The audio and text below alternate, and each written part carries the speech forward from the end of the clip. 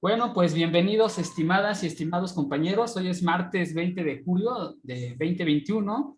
Son aproximadamente las 6:05 de la tarde. El horario que consideramos como referencia es el de la Ciudad de México.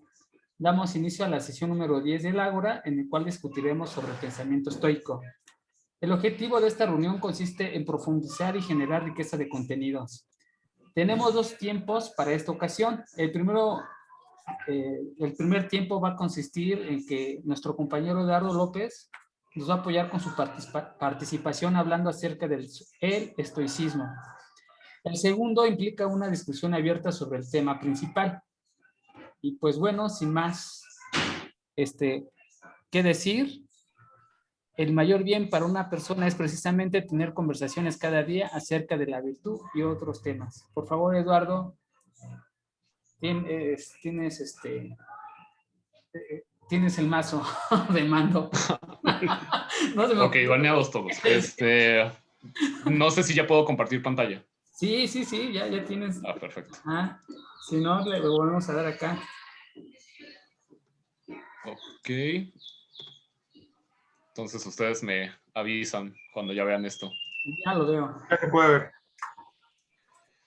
Ya, bueno, pues esta se supone que era la clase de Marco Aurelio, ¿no? Yo lo enfoqué más hacia el estoicismo. Hay cosas que Marco Aurelio en su libro Meditaciones abarca que yo no abarco aquí. Igual las podemos discutir más al rato, si es que gustan. Yo me voy a enfocar más bien a qué es el estoicismo como corriente filosófica, para que todos tengamos un mayor entendimiento de eso, ¿no? Entonces, pues, si me permiten, comienzo. Entonces, primero empezamos con el legado de Aristóteles. ¿Por qué? Pues porque gracias a él es que tenemos a las corrientes helenísticas, básicamente. O sea, de él es de que se derivan esas corrientes posteriores. Entonces, ¿qué era lo que nos dejó Aristóteles? Primero, pues él pensaba que todas las cosas apuntan a un fin, ¿no? Entonces, las 4 causas de Aristóteles son justamente una forma de aprender de las cosas que existen. Y la causa final, que es justamente esta, pues es cuál es el fin o la finalidad, el propósito de ese objeto, y a eso se le llama telos, ¿no? Entonces, para que también ahí tengan la referencia de, por si después lo quieren buscar, por si no asistieron a la anterior clase o lo que sea, pues ahí se encuentra, ¿no? Entonces, a partir de eso, pues como todos tienen una causa final, pues nosotros también tenemos una causa final. Entonces, ¿cuál es la causa final de los humanos? Pues el fin de los humanos es la felicidad, ¿no? En este caso, normalmente se le toma como felicidad, aunque pues el concepto de felicidad que tenemos nosotros es bastante más reducido a lo que se tenía antes. Entonces, por lo mismo, es que también le puse ahí al lado eudaimonia. Entonces, la eudaimonia más bien es como alcanzar el bienestar de tú como persona, o la prosperidad, también vivir la buena vida, también se le conoce así. Lo voy a tratar como felicidad justamente porque es lo más aceptado, pero bueno, para que sepan que no es lo único que tenemos en mente ahorita coloquialmente, es la eudaimonia. Entonces, ese es nuestro fin. ¿Nosotros cómo podemos alcanzar ese fin? Bueno, pues la eudaimonia se alcanza con la excelencia, ¿no? A través de las virtudes, el arete. Entonces, el arete, pues es eso, es un tipo de conocimiento que se obtiene en la práctica. O sea, no es algo teórico, es algo práctico. Algo más que trata Aristóteles es justamente sobre las virtudes, trata sobre las amistades, ¿no? Entonces, una de esas amistades, o bueno, también se le conoce como filia, porque igual, o sea, el concepto de amistad que tenemos ahorita es un poco más reducido. Es bueno, las amistades virtuosas, son aquellas que se dan entre iguales, o sea, una persona virtuosa y otra persona virtuosa, y pues no está ni por placer ni por provecho, o sea, no, yo no saco algo de esa amistad, o sea, yo no estoy con esa amistad porque, no sé, porque aprendo mucho de él, o sea, él sabe matemáticas, yo sé física y los dos nos beneficiamos de esa relación, no va por ahí. Y pues tampoco es por placer, no nos juntamos únicamente, pues no sé, a pasar tiempo juntos, no sé, tomando o platicando de cosas banales, no, o sea, va más allá de ello.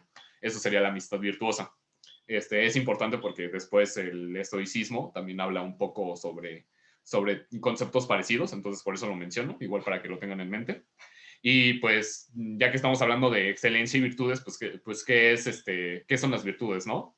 Entonces, las virtudes es lo verdaderamente bueno y son personales. O sea, las virtudes que yo desarrollo, las virtudes que yo desarrollo son diferentes a las que desarrolla otra persona. Y pues con el aura mediocritas, también conocido como el justo medio, ahí es en donde vamos a mantenernos nosotros.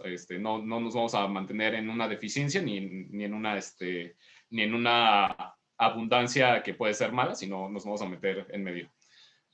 Por ejemplo, un valiente, pues un valiente que sería la virtud, y alguien que es demasiado valiente, pues entonces ya sería alguien temerario, y pues eso no es deseable porque pues no siempre es algo bueno, o sea, porque sería hacer las cosas sin pensar. Y alguien que no es valiente, pues es alguien miedoso, y pues tampoco es algo bueno, ¿no? Porque cuando necesitamos actuar, pues no podemos. El miedo es algo que nos impide. Eh, y pues bueno, este es el legado que nos dejó Aristóteles, para que lo tengan en cuenta. Entonces, todas las cosas apuntan a un fin, el telos, la eudaimonia, lo siento, me llegó un mensaje de una compañera que a lo mejor hizo un si gustas. Ok, listo. Entonces, todas las cosas apuntan a un fin. ¿Cuál es el fin de los humanos? La felicidad. La felicidad se alcanza con la excelencia a través de las virtudes, mantenerte en el justo medio, el área aurea mediocritas. Y la amistad virtuosa, pues es aquella que se da entre iguales virtuosos, que no se da ni por placer ni por utilidad. Eh, entonces, ¿por qué dejé al último? Porque esto es justamente en donde de aquí se parten las otras tres corrientes helenísticas. De aquí se parten las tres escuelas de pensamiento principales de la época helenística. Entonces, Aristóteles dice, las virtudes es lo verdaderamente bueno y son personales. Entonces, por lo mismo, pues él ya está diciendo, ¿no? Eso es lo verdaderamente bueno. Ok, entonces, pues, ¿qué tal si lo verdaderamente bueno, pues, no existe? O sea, pues, ¿sabes qué, Aristóteles? Pues estás mal. O sea, pues yo no creo que exista algo verdaderamente bueno ni verdaderamente malo. Bueno, pues eso sería el escepticismo. Ahí nace la corriente escéptica. Que claro, no, el escepticismo no es algo, el escepticismo helenístico no es el mismo que tenemos ahora. Me gustaría que después podamos tocar eso. Hoy nos vamos a concentrar en el estoicismo. Entonces, lo verdaderamente bueno, pues él dice que son las virtudes, ¿no? Aristóteles. Pero ¿qué tal si lo verdaderamente bueno, pues es el placer? O sea, pues sí existe algo verdaderamente bueno, pero pues no son las virtudes, es el placer. Bueno, pues entonces eso sería el epicureísmo. Y, pues, ¿qué pasa si dices, bueno, o sea, sí son las virtudes, o sea, sí, lo verdaderamente bueno son las virtudes, pero es algo que no cambia, o sea, no es algo personal, es algo que tenemos tanto tú como yo ir al parejo, o sea, no es algo que venga de mí, sino es algo que no cambia independientemente del sujeto. Ah, bueno, pues entonces eso sería el estoicismo. Y ahora ya que vimos cuál es el legado de Aristóteles, de dónde viene el estoicismo, ya podemos entrar al estoicismo. Entonces, ¿qué es el estoicismo? El estoicismo es una filosofía que se practica y que nos acercamos a ella. Entonces, ¿a qué se refiere con que se practica? Bueno, pues ya vieron la teoría de virtudes, o sea, lo que platiqué hace un momento, pues lo virtuoso, lo excelente, es algo que se practica. Entonces, si tú verdaderamente eres un estoico, pues no puedes no practicarlo, o sea, no es imposible, o sea, sería algo inteligible. Y nos acercamos a ella. ¿Por qué nos acercamos a ella? Pues bueno, o sea, precisamente esto viene sobre el progreso moral que tiene el estoicismo. Como verán, después hablaremos sobre los sabios y también del progreso moral. ahorita no nos vamos a concentrar en ella. Simplemente uno no puede ser 100% sabio. Mantengámonos con eso por el momento, ya después lo tocaremos. Entonces, los conceptos clave para entender el estoicismo es la eudaimonia, que ya vimos que qué es la eudaimonia, esa definición. Y pues, ¿cómo la obtenemos? Pues eso, alcanzando las virtudes, lo verdaderamente bueno, que son las virtudes y pues son invariantes, o sea, no cambia para ninguno de nosotros. Después vamos a ver lo que es okeion, oikeion, ok, ahí está. Que es lo que vamos a tocar a continuación, que se podría traducir como afinidad o lo que es adecuado para nosotros. Y las pathé. Las pathé son sentimientos primigenios. Entonces, el okeion es como tal algo que es adecuado a ti, es como afinidad, más que nada. Y pues existen las cosas okeiosis y las personas okeioi. Entonces, las cosas okeiosis son las que son adecuadas y apropiadas para nosotros, ¿no? O sea, pues no... ahorita vamos a ver que el estoicismo pues cree que hay lo verdaderamente bueno, que son las virtudes. Existe lo verdaderamente malo, que es algo que nos impide alcanzar el eudaimonia. Y pues existen los indiferentes, pero pues, dentro de los indiferentes pues existen cosas que pues, son adecuadas como nosotros, ¿no? Pues en la salud, o sea, la salud sería un indiferente que pues, es adecuado para nosotros. Las personas okeioi, pues lo mismo, ¿no? Una persona es adecuada para ti cuando es afín a ti, o sea, que es parecida a ti. Entonces, pues ahí es en donde viene ese concepto como de amistad virtuosa que tenía Aristóteles. Entonces, pues, cuando una persona es adecuada para ti, cuando también es estoica. Las pathé son esos sentimientos primigenios, inevitables y profundos, que pues son algo que no podemos evitar. O sea, no es algo que podamos elegir no sentir. No, y por lo mismo, pues no es lo mismo decir, pues estoy triste, a, no sé, estar enfatuado en un sentimiento. Entonces son sentimientos viscerales y pues así es como ahora lo conocemos como pasiones. Entonces, pues esa sería una traducción bastante aceptada. Los pathé son pasiones. Entonces, eso también es algo que tener en cuenta, el estoicismo. Pues bueno, como había dicho anteriormente, existe lo bueno, que son las virtudes. Y el estoicismo dice, pues todas las virtudes son la misma. ¿Por qué? Pues porque no puedo ser alguien valiente sin tampoco ser justo, sin tampoco ser alguien bondadoso en ese sentido. Entonces, todas las virtudes son una misma y pues nosotros nos enfocamos a estudiar diferentes facetas de la virtud. Entonces, ¿cómo podemos definir virtud? Pues la virtud es una pericia, o sea, un conocimiento, un expertise que concierne a la vida entera. Un tipo de conocimiento que se estudia en facetas, ¿no?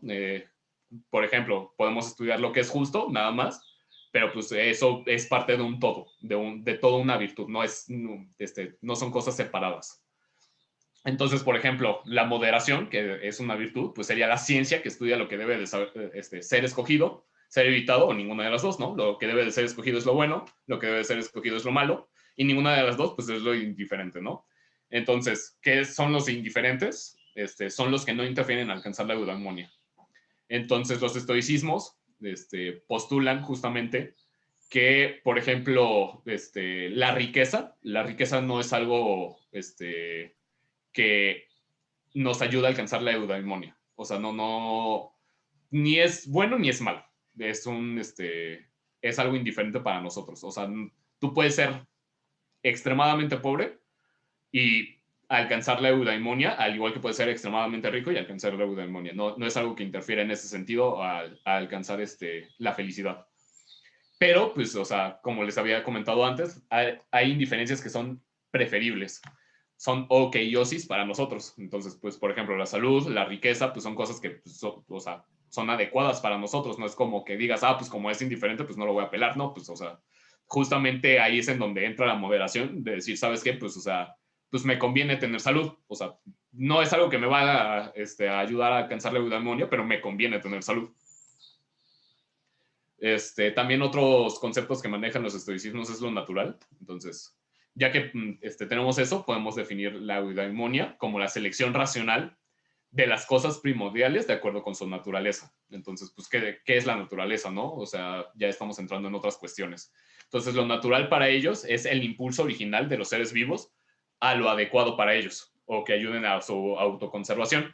Esto, pues, tiene un contraste, por ejemplo, con los epicureístas, que ellos plantean que pues, lo natural es algo que genera placer, no tanto que ayuda a la conservación, sino simplemente me genera placer y eso pues es lo que tenemos que seleccionar nosotros.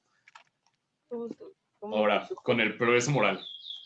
Esta es una cita de Plutarco. No puedo encontrar el libro exactamente dónde, así es como yo encontré la cita. Entonces, él dice, si bien una persona a un brazo de distancia de la superficie se está ahogando, tan seguro como quien está a 500 brazos de profundidad. Más derecho está la playa. O sea, más adelante podemos decir como que en ese sentido pues no hay progreso moral. ¿Por qué? O sea, pues esto es un símil al progreso moral y quiere decir que alguien que es verdaderamente sabio, que sería el que ya alcanzó la eudaimonia, el que tiene el conocimiento total de la virtud, pues es alguien que ya sabe eso. O sea, no hay un punto intermedio entre el saber y el no saber. Entonces nosotros que no sabemos, nosotros que somos humanos y pues obviamente no sabemos todo sobre las virtudes y demás, pues no podemos ser verdaderamente sabios. Entonces, pues no importa si estás a una brasa, en ese sentido, de la superficie, o estás a 500 brazos de profundidad, pues, o sea, no estás llegando a la profundidad, te estás ahogando de todas maneras. Siguiendo ese mismo símil, nosotros podemos entender que, pues, en un cierto sentido, pues sí hay progreso moral, no podemos llegar a ser sabios, pero pues definitivamente estás más cerca de alcanzar la superficie si estás a una brasa a que si estás a 500 brazos. Entonces, pues dentro de nuestra imperfección, pues podemos todavía tener un progreso moral. Entonces, pues sí es pertinente de todos modos seguir seleccionando las cosas adecuadas a nuestra naturaleza. Otras cosas que plantean ellos son el deseo. Y pues el deseo pues es diferente a una pasión. ¿Por qué? Pues porque un deseo podemos racionalizarlo o moderarlo. Es algo que, pues vaya, o sea, si yo deseo, no sé, estar en la playa ahorita, pues chido, ¿no? O sea, pues no interfiere en alcanzar mi felicidad y pues bueno, digo, bueno, pues es que no tengo la posibilidad ahorita de estar en la playa, pues ¿para qué me preocupo de ello? Entonces, pues a lo mejor ya hago un plan para dentro de 5 años, yo qué sé. Entonces, pues en ese sentido lo podemos racionalizar y moderar. Pero las paté no. O sea, no podemos hacer eso con una paté. Es simplemente algo que es tan puro que no podemos racionalizarlo. Entonces, en ese sentido, apático, o sea, no sé si hayan notado, pero paté es justamente la raíz de apático, empático, simpático, patético. Entonces, apático sería alguien que no tiene patos, o sea, no es influenciado por las paté. O sea, no es apático de que no me importa nada, o sea, de que, ¿sabes qué? Pues como esto del estoicismo, pues no voy a poder ser un sabio, pues no me importa y ya. No, pues, o sea, eso sería alguien más bien como cínico, que también, esa es otra corriente, creo que helenística también, que pues no se tocó. Y pues apático en este sentido de los estoicos, pues sería alguien que pues, no es influenciado por esas pasiones. Entonces, ellos creían que existían dos patés primarias. Primero, el apetito y el miedo. Y ambas se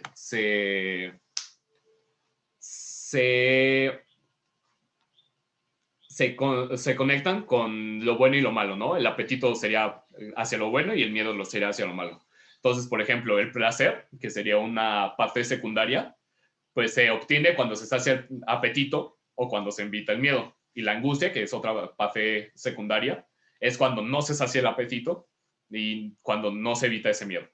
Entonces, ahí es de donde nacen esas otras dos paté para que pues, logren diferenciarlo de las paté primarias, ¿no? Y pues esto sería todo por mi parte. Muchas gracias por su atención. Wow. Muchas gracias a ti, Eduardo, por compartirnos tanto conocimiento. Muy bien armada tu presentación. Sí, estuvo Perro. Sí. Bueno, como estamos cambiando de formato, ahora no tenemos registros para hacer participaciones. Y pues de aquí en adelante va a ser una discusión abierta sobre el tema que nos acaban de presentar.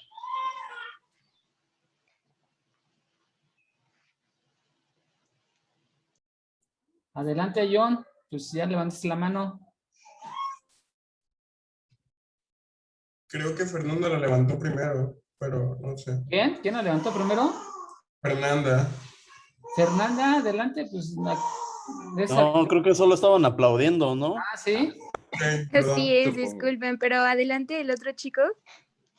No, también fueron aplausos, así que quien guste tomar la palabra. No hubo dudas, así de bueno soy. Páguenme, por Fíjate favor. que me interesó, o sea, se me pareció muy interesante la presentación. Me gustaría también, no sé si tú encontraste qué significa neuma, porque lo encontré ayer en la investigación que estaba haciendo y veo que se repitió varias veces, pero no... Según yo es fuego. ¿Fuego? Según yo, ajá. También lo encontré. Como el fuego creador, el fuego universal. No estoy Según seguro. yo, es Según yo, soplo, neuma ¿no? era una de las 4 Es soplo, según yo. fluidos principales que existían en el cuerpo, según pues la medicina antigua, pero de ahí sí no estoy seguro. Sí, Es como soplo, aliento, según yo. ajá, es el soplo generador. Porque encontré una parte donde dice que el neuma en las plantas era pues, la naturaleza, el neuma en los animales era el alma y el neuma en los humanos era el hegemonicón, que es como la facultad de pensar. Entonces, que era como cada una se iba diferenciando dependiendo de su, pues de su... Sí, yo creo que justamente tiene que ver, o sea, sí lo están manejando, como puedes ver, como de cosas vivas, o sea, uno de los 4 fluidos principales que había, creo que era bilis verde, bilis negra, sangre y neuma, si no me equivoco. Entonces, probablemente lo que están manejando ahí como neuma, pues tiene que ver, justamente porque pues, no es lo mismo lo que es adecuado para mí humano que lo que es adecuado para una planta. O sea, por ejemplo, digamos una bellota, pues ¿qué es adecuado para una bellota? Pues lo que lo va a hacer alcanzar su fin. Su fin, pues, es ser un árbol. Entonces, pues lo que necesita es ser plantada, regada, cuidada, que le dé el sol para que pueda convertirse en ese árbol.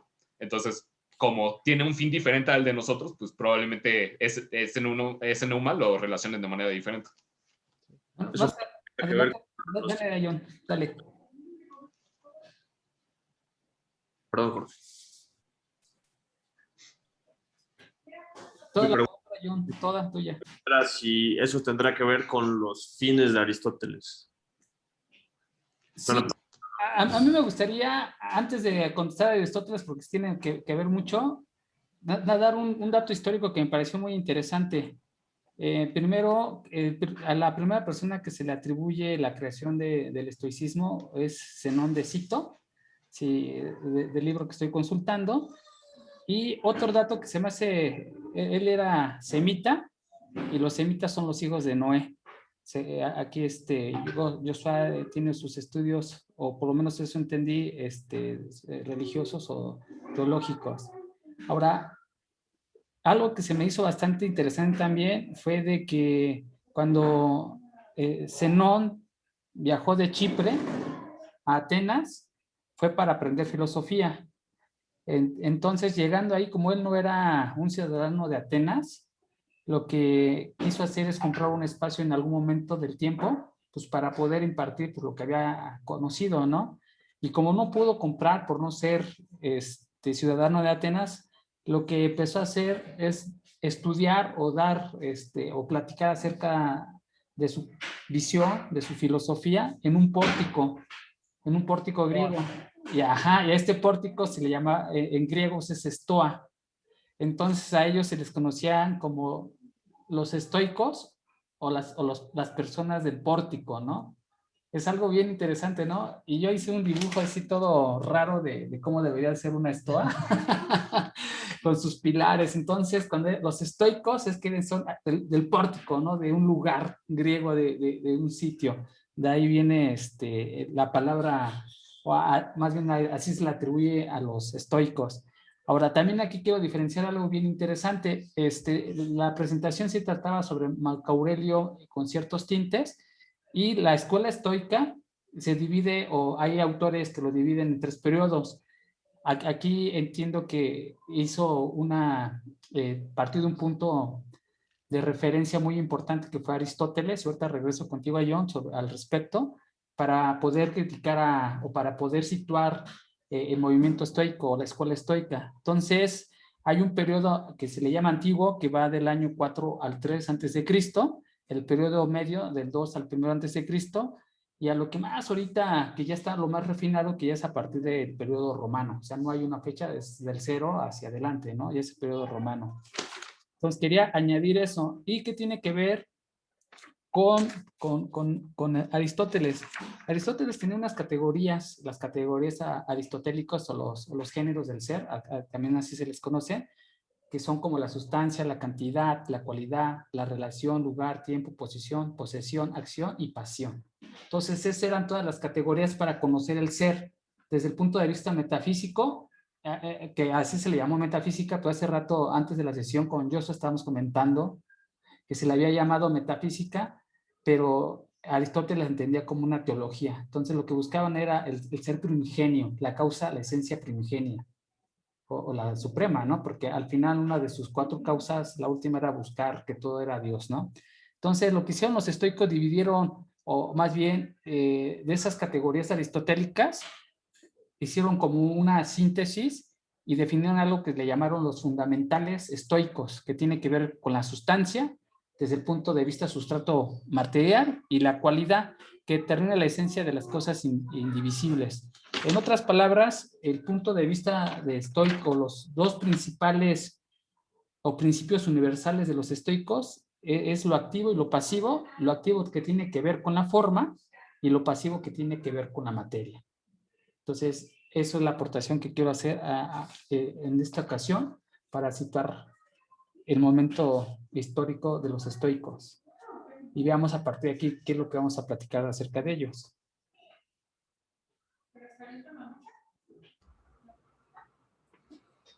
Dale, John.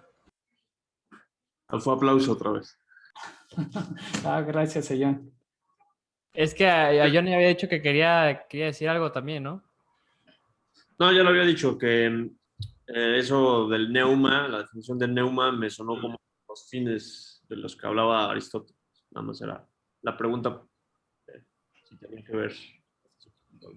Sí, también otra cosa, me acuerdo que el vínculo entre la escuela de los cínicos y la escuela de los estoicos es como que muy secuenciado, porque está investigando que Diógenes fue maestro de uno que se llamaba Crates, y Crates fue maestro de Zenón. Entonces fue como que fue evolucionando la filosofía cínica hasta irse a ese rumbo, ¿no? No más. Sí, y de ahí viene lo que se haya dividido en sus 3 periodos. De hecho, el primer periodo, que es el antiguo, tiene que ver mucho con Zenón, que según se entiende que no tenemos nada escrito de él, ¿no? Con Cleantres y de Aso, y principalmente quien la refinó mucho y de lo que nos ha llegado de hoy es de Crisipo, que es lo que más o menos así, ese es el periodo antiguo de la escuela estoica. Yo creo que al final como que todas las escuelas helenísticas terminaron compartiendo ciertos puntos importantes, ¿no? Porque después también tienes los epicurianos, por ejemplo, que de hecho encontré un pasaje de Epicteto que parece completamente de Epicuro, y de hecho Epicteto en su libro menciona varias veces a Epicuro también, y le da la razón en algunas cosas. Y que de hecho dice, el hombre no puede ser dueño de otro hombre, solamente la muerte y la vida lo son, el placer y el dolor. Entonces ahí también como que hace una alusión de que el placer también puede ser dueño de de una persona y pues indirectamente se puede relacionar con los epicureanos. Y en ese sentido también creo que como que cada quien, o más bien en ese proceso de las escuelas helenísticas, todo giraba en torno más a lo que decía Eduardo de la eudaimonia, ¿no? De encontrar la felicidad, que a mí se me hizo muy, muy interesante cómo cada escuela lo va definiendo. Y contrario a lo que muchos pensaban del estoicismo, que a lo mejor podía ser como una escuela de pensamiento que le valía todo, nada más le importaba lo que le pasara al individuo, pues ya nos damos cuenta que no era así, tal cual, ¿no? Era buscar el bien a través de la virtud y a lo mejor, como decía también Eduardo, el buscar algunos bienes indiferentes, por así decirlo, ¿no? O sea, no estamos peleados con que nos vaya bien la vida, sino simplemente pues aceptar que el destino no lo conoces tú, que es también como, no me acuerdo quién lo decía de los maestros, que decía, si tú supieras que te vas a enfermar, tendrías esta predisposición a enfermarte. Entonces, como no sabes lo que te va a pasar, pues tratas de vivir sin que te falte nada y aceptando lo que te vaya llegando, ¿no? Dale, Yoda. Sí, mismo, igual lo que yo me estudié también fue lo mismo, que hay que estar consciente, o sea, para llegar a Epicteto, todo, o sea, para, para lo que era más importante para él era la virtud, o sea, si no tenías salud, tenías que enfocarte en la virtud, si no tenías dinero, tenías que enfocarte en la virtud, y para eso tenías que tener muy en clave y muy en tu mente saber dos cosas, lo que puedes controlar, como dijo Rodrigo, y lo que no puedes controlar. Lo único que puedes controlar son tus deseos, tu forma de pensar y tu actuar. Oye, ¿a qué se refiere con esto? Pues lo único que depende de ti es, pues, qué deseos puedes controlar y qué deseos no puedes controlar, qué deseos te hacen bien, tu forma de pensar, qué te hace bien, y en tu actuar, qué te hace bien.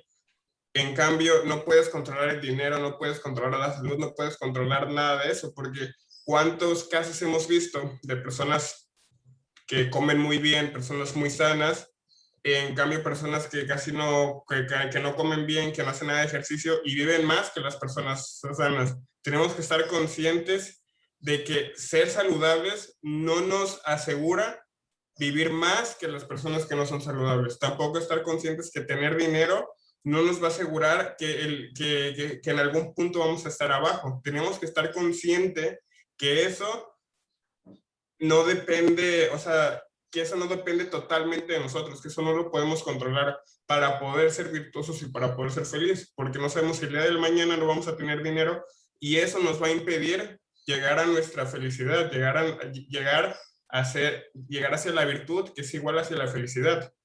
Y también algo que me llamó mucho la atención es que Epicteto jamás, tampoco igual que Sócrates y que Diógenes, no escribió absolutamente nada. Fueron sus alumnos, que fue un alumno de él que escribió pues, sus apuntes cuando iba a tomar clases, que son los Discursos y el Enquiridión. Que de hecho de Epicteto también, bueno, no creo que fue las cartas de Séneca, que fue también que un alumno de él fue a la isla donde lo habían desterrado y empezó a escribir también sus relatos. Y como también Séneca al final termina suicidándose, ¿no? Que también hasta en su momento, creo que en el artículo de la enciclopedia de Stanford habla también de eso, ¿no? Que muchas veces hasta el suicidio puede ser un bien al fin de cuentas, ¿no? O sea, dependiendo de tu naturaleza. Y sobre todo se me hace también interesante cómo pudiera llegar a ser una base para esta... el eterno retorno de Nietzsche, porque hay una parte donde los estoicos dicen que el universo es un ciclo de eterna recurrencia, entonces es más interesante cómo después todo se empieza a hilar, ¿no? Pues más bien que no hicieron bien o no leímos bien la nota al pie de página, porque justamente el eterno retorno o que yo entiendo acerca de Nietzsche tiene que ver con un pensamiento acerca de la panacea del cosmos, que como tú dices, que en algún momento todo se tiene que destruir y se va a volver a repetir. La conflagración universal, creo le llaman los estoicos. También el amor fati. Ajá, Pero también Séneca fue un suicidio obligado, ¿no? Sí, Prácticamente. pero Ajá. Un suicidio sugerido obligatoriamente. Los Sócrates. Los suicidaron. Bueno, pero Sócrates se podía salvar. A él no le quedaba de otra. Matarse con Séneca.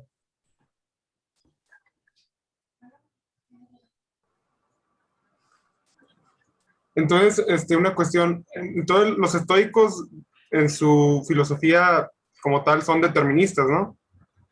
O sea, dicen que todo ya está determinado como tal. Sí. Entonces no puedes como que darle contraria a tu propio destino de una otra forma, ¿no? Sí, son deterministas, así lo entendí también.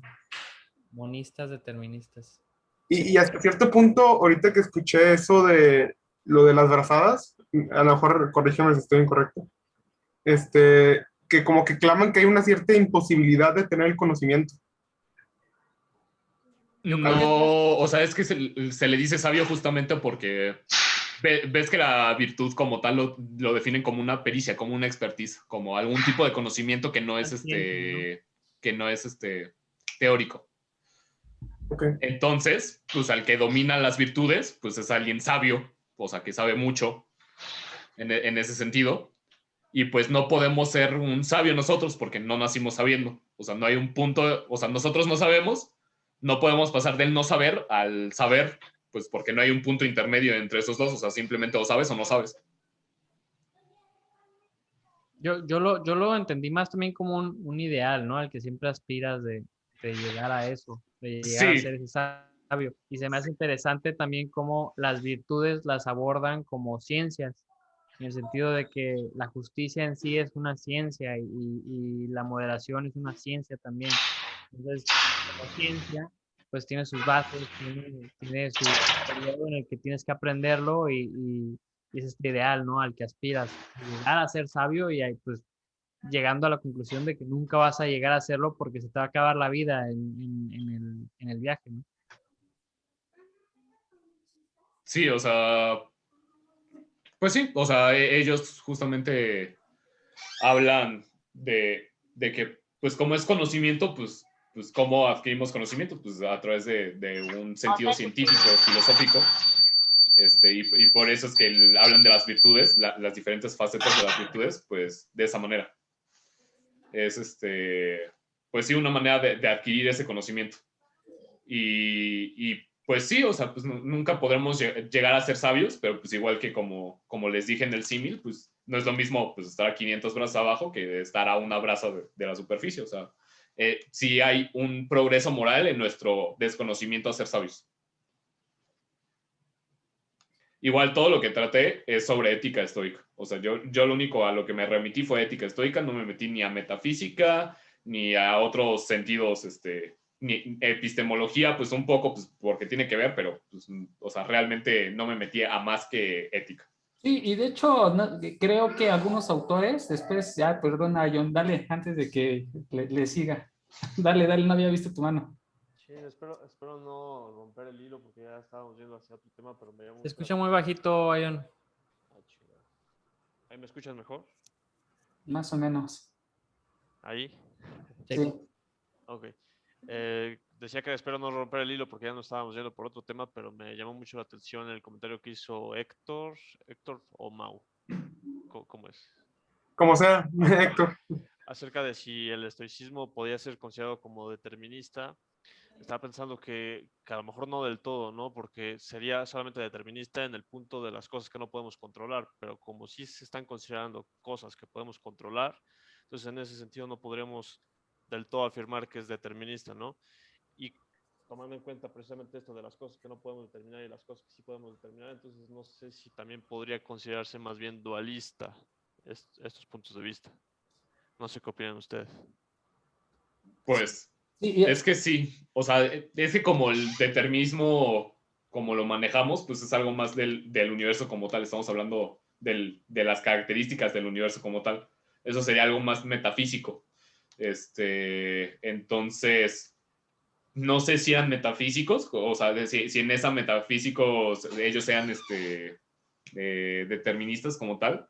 Lo que sí, pues, o sea, a lo que quieren decir con esas cosas que no importa lo que venga tu destino, pues va a pasar, pues es más bien a lo de apático, era más referente a lo de apático que toqué yo.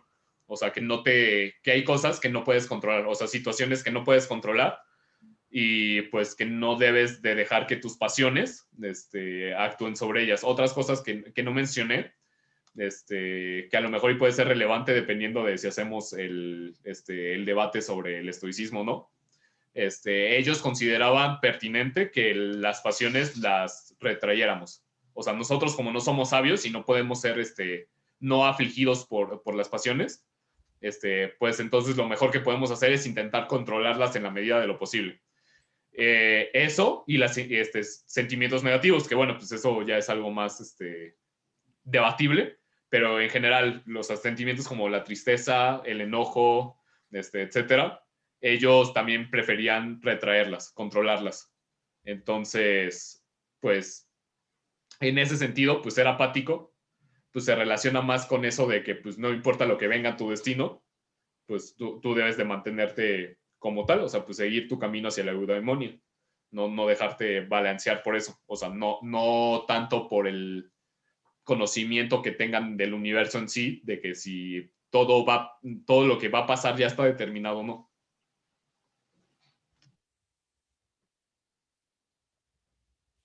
Vas, Yoda, después sigo. Sí, simplemente se iba a replicar lo de Eduardo como con varios ejemplos. Por decir, sí es determinista, pero a la vez no.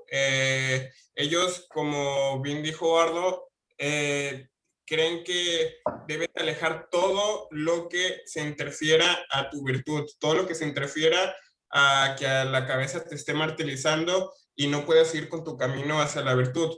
Pero por decir, los sentimientos de amor, los sentimientos de alegría o de emoción, esos no, esos los quieren que te llenen, esos los quieren en abundancia, porque esos te permiten sí continuar con tu camino hacia la virtud. Como un ejemplo burdo, ellos también están conscientes que como ser humano tenemos deberes. Por decir, Jorge, voy a poner un ejemplo de Jorge. Jorge es padre y su deber es ser un gran padre, ser virtuoso como papá, ser virtuoso como esposo, pero él no va a determinar si sus hijas lo van a querer, si sus hijas lo van a amar. Y ya si sus hijas toman la decisión de no amar a Jorge, eso no se tiene que interponer en el camino de Jorge hacia la virtud. Eso lo tiene que dejar a un lado y aceptarlo y reconocer que las hijas de Jorge no lo quieren, por más virtuoso que sea como padre, por más generoso, por más cariñoso que sea, él no va a tomar la decisión de sus hijas. Entonces, eso lo tiene que dejar a un lado y seguir adelante hacia su camino a la virtud, porque la virtud es lo único que le va a llevar a la eudemonia. Y según yo también por ahí va el concepto de amor fati que tiene Nietzsche, pues va por ese camino, que igual tenemos que, bueno, él sí tenía el concepto del eterno retorno, ¿no? Que se iba a construir, de construir el universo una y otra vez y lo vamos a tener que vivir. Ya lo vivimos una eternidad y lo vamos a tener que vivir a otra eternidad. Entonces, en ese sentido, pues como va a pasar, pues lo único que puedes hacer es aceptarlo. O sea, pues igual que un estoico, pues acepta lo que viene en el destino. Nada más que, como desconozco de la metafísica estoica, no puedo decir que si también ellos es porque ellos piensan que el destino ya está determinado, si hay cosas que ya están determinadas como tal, o si nada más es porque pues esta visión ética que tienen de las cosas, que pues como vas a enfrentar diferentes situaciones en la vida, pues simplemente pues debes de aceptarlas y tú seguir con tu camino hacia la felicidad y ya. Sí, bueno, basado en lo que dice Yoda, estoy de acuerdo en algunas cosas que entendió sobre Epicuro, ¿no? Sobre todo lo que depende de ti y todo lo que no depende de ti, que ahí versa su filosofía más o menos de Epicuro, del libro de Epicteto, tienes razón, lo confundí. Y hace rato quise comentar acerca de que lo que estoy hablando está muy delimitado al estoicismo antiguo, que llega más o menos hasta, ¿cómo les mencioné el nombre? Como ya son tantos nombres, Crisipo.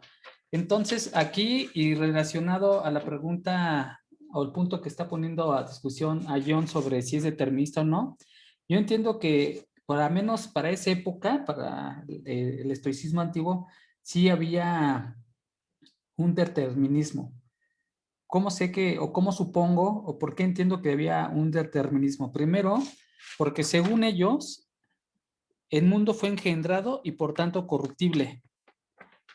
Lo que ellos pensaban era que si el mundo había llegado a ser, iba a llegar en algún momento, en alguna altura, el mundo se iba a morir. Entonces, como se iba a morir, todo iba a renacer de nuevo. A eso le llamaron la conflagración universal, la combustión del cosmos, que tiene que ver con el neuma que hace rato mencionaba. Por eso decía que yo te entendía como neuma, ¿no? Había un neuma que construye como el ave fénix, por ahí hace rato Rodrigo puso eso, y sí era como ese fuego constructor, y había otro fuego destructor, que es el que llevaba todas cenizas. Entonces lo que ellos entendían, y bien lo dijo Eduardo, que la panacea, el panacea del cosmos tiene que ver con la concepción de que el mundo tiene una continuidad, que va a ser destruida y que va a seguir siendo destruida. Y luego vamos a volver una y otra vez, de tal forma que va a llegar el momento de que vas a aceptar dos cosas: o estás alineado con lo que el destino te lleve a hacer, o estás en contra de lo que el destino te lleve a hacer, pero de todos modos te va a arrastrar. En términos coloquiales, cuando se dice al que le toca, al que no le toca, aunque se ponga, y al que, sí me explico, ¿no? Ya parezco, ahí me lo digo, pero ya saben ese, ¿no? Que quieras o no, el día que te toque, pues te va a tocar, y el día que no te va a tocar, pues simplemente no, aunque te quite. Les toca ni aunque se quite. Ándale, sí. Sí, entonces, pues esa es la idea que entiendo, que sí había un determinismo. O sea, sí podías elegir, pero lo que eligieras va a estar alineado a tu destino o vas a estar arrastrado hacia tu destino. O sea, sí había un determinismo, en conclusión. Sí, sí, exactamente. Eso es lo que pienso yo, en el sentido de que ellos creían que había un determinismo, y aunque tú tuvieras la ilusión de que puedes elegir, a lo mejor, o sea, está determinado que tú pudieras elegir en cierto sentido. O sea, es un poco redundante y hasta contradictorio, pero sí. O sea, yo lo veo de esa manera. Sería como en Edipo el Rey, más o menos. Sí, así es. Sí, o sea, todo lo que no quiso hacer para llegar a su destino lo tuvo que hacer, ¿no? Él es una de las personas que fueron arrastradas por su destino. En vez de estar alineados, fueron arrastrados por su destino. Entonces, podríamos decir que dentro de las cosas que podemos controlar y las cosas que no podemos controlar, el área que abarca estas de que no podemos controlar y que por tanto sería determinista, pues prácticamente abarca todo, ¿no? Todo lo que conciben ellos como... ¿Te podrías acercar más a tu micrófono, por favor, Ayo? Porque te escucho, bueno, yo te escucho muy lejos. Voy a estar muy cerca. Okay. No sé, ¿lo repito? Sí, mejor. Mencionaba que dentro de las cosas que ellos consideran como que pueden controlar y las que no pueden controlar, entonces en realidad vamos a decir que el espacio que abarca lo que no pueden controlar es prácticamente el todo, ¿no? Y por eso podríamos hablar de que es determinista. De hecho, acabo de leer un poco de la enciclopedia de Stanford, y por lo que tengo entendido, que pues, son 2 minutos de lectura, no es como que me hagan mucho caso, leanlo ustedes también, por favor. Sí, es algo bastante parecido a lo que plantea Nietzsche, de hecho. O sea, a lo mejor y Nietzsche justamente al leer sobre el estoicismo lo agarró de ahí. O sea, es muy parecido al eterno retorno. Al perpetuo retorno, si estoy de acuerdo contigo. Yo también ahí cuando leí eso, dije, pues entonces, ¿qué es lo que están aportando los nuevos filósofos? ¿No? Ya me empezó a... Es un estoico moderno, nada. De hecho, Nietzsche tenía graves problemas con los estoicos también. Sí, los refutan en varias cosas. Sobre todo la cuestión de la parsimonia y de los placeres, ya es que Nietzsche era como que más vitalista en ese sentido. Sí. O sea, decía que el ser humano se tenía que desatar de los valores tradicionales y todo eso. Entonces en eso difiere.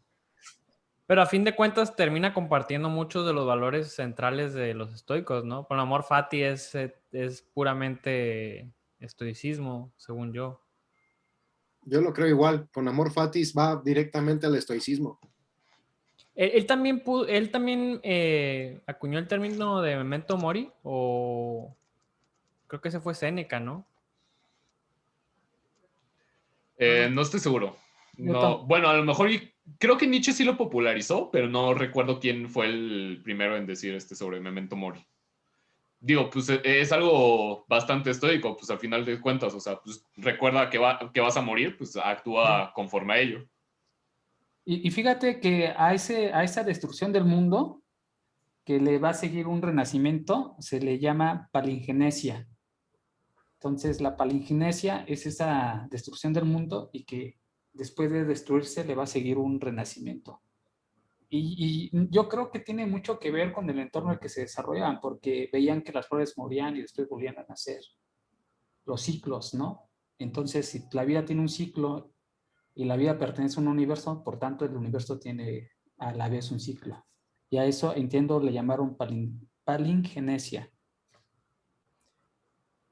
Yo tengo una duda, no sé si alguien investigó de Alexander de Afrodisia, porque en la enciclopedia de Stanford salía que ese fue un filósofo de esa época, creo que era peripatético, que él escribió en contra del estoicismo. Entonces a lo mejor estaría interesante ver qué dijo. Yo no alcancé a investigarlo, pero a lo mejor estaría interesante ver qué dijo y qué era lo que les atacaba a los estoicos.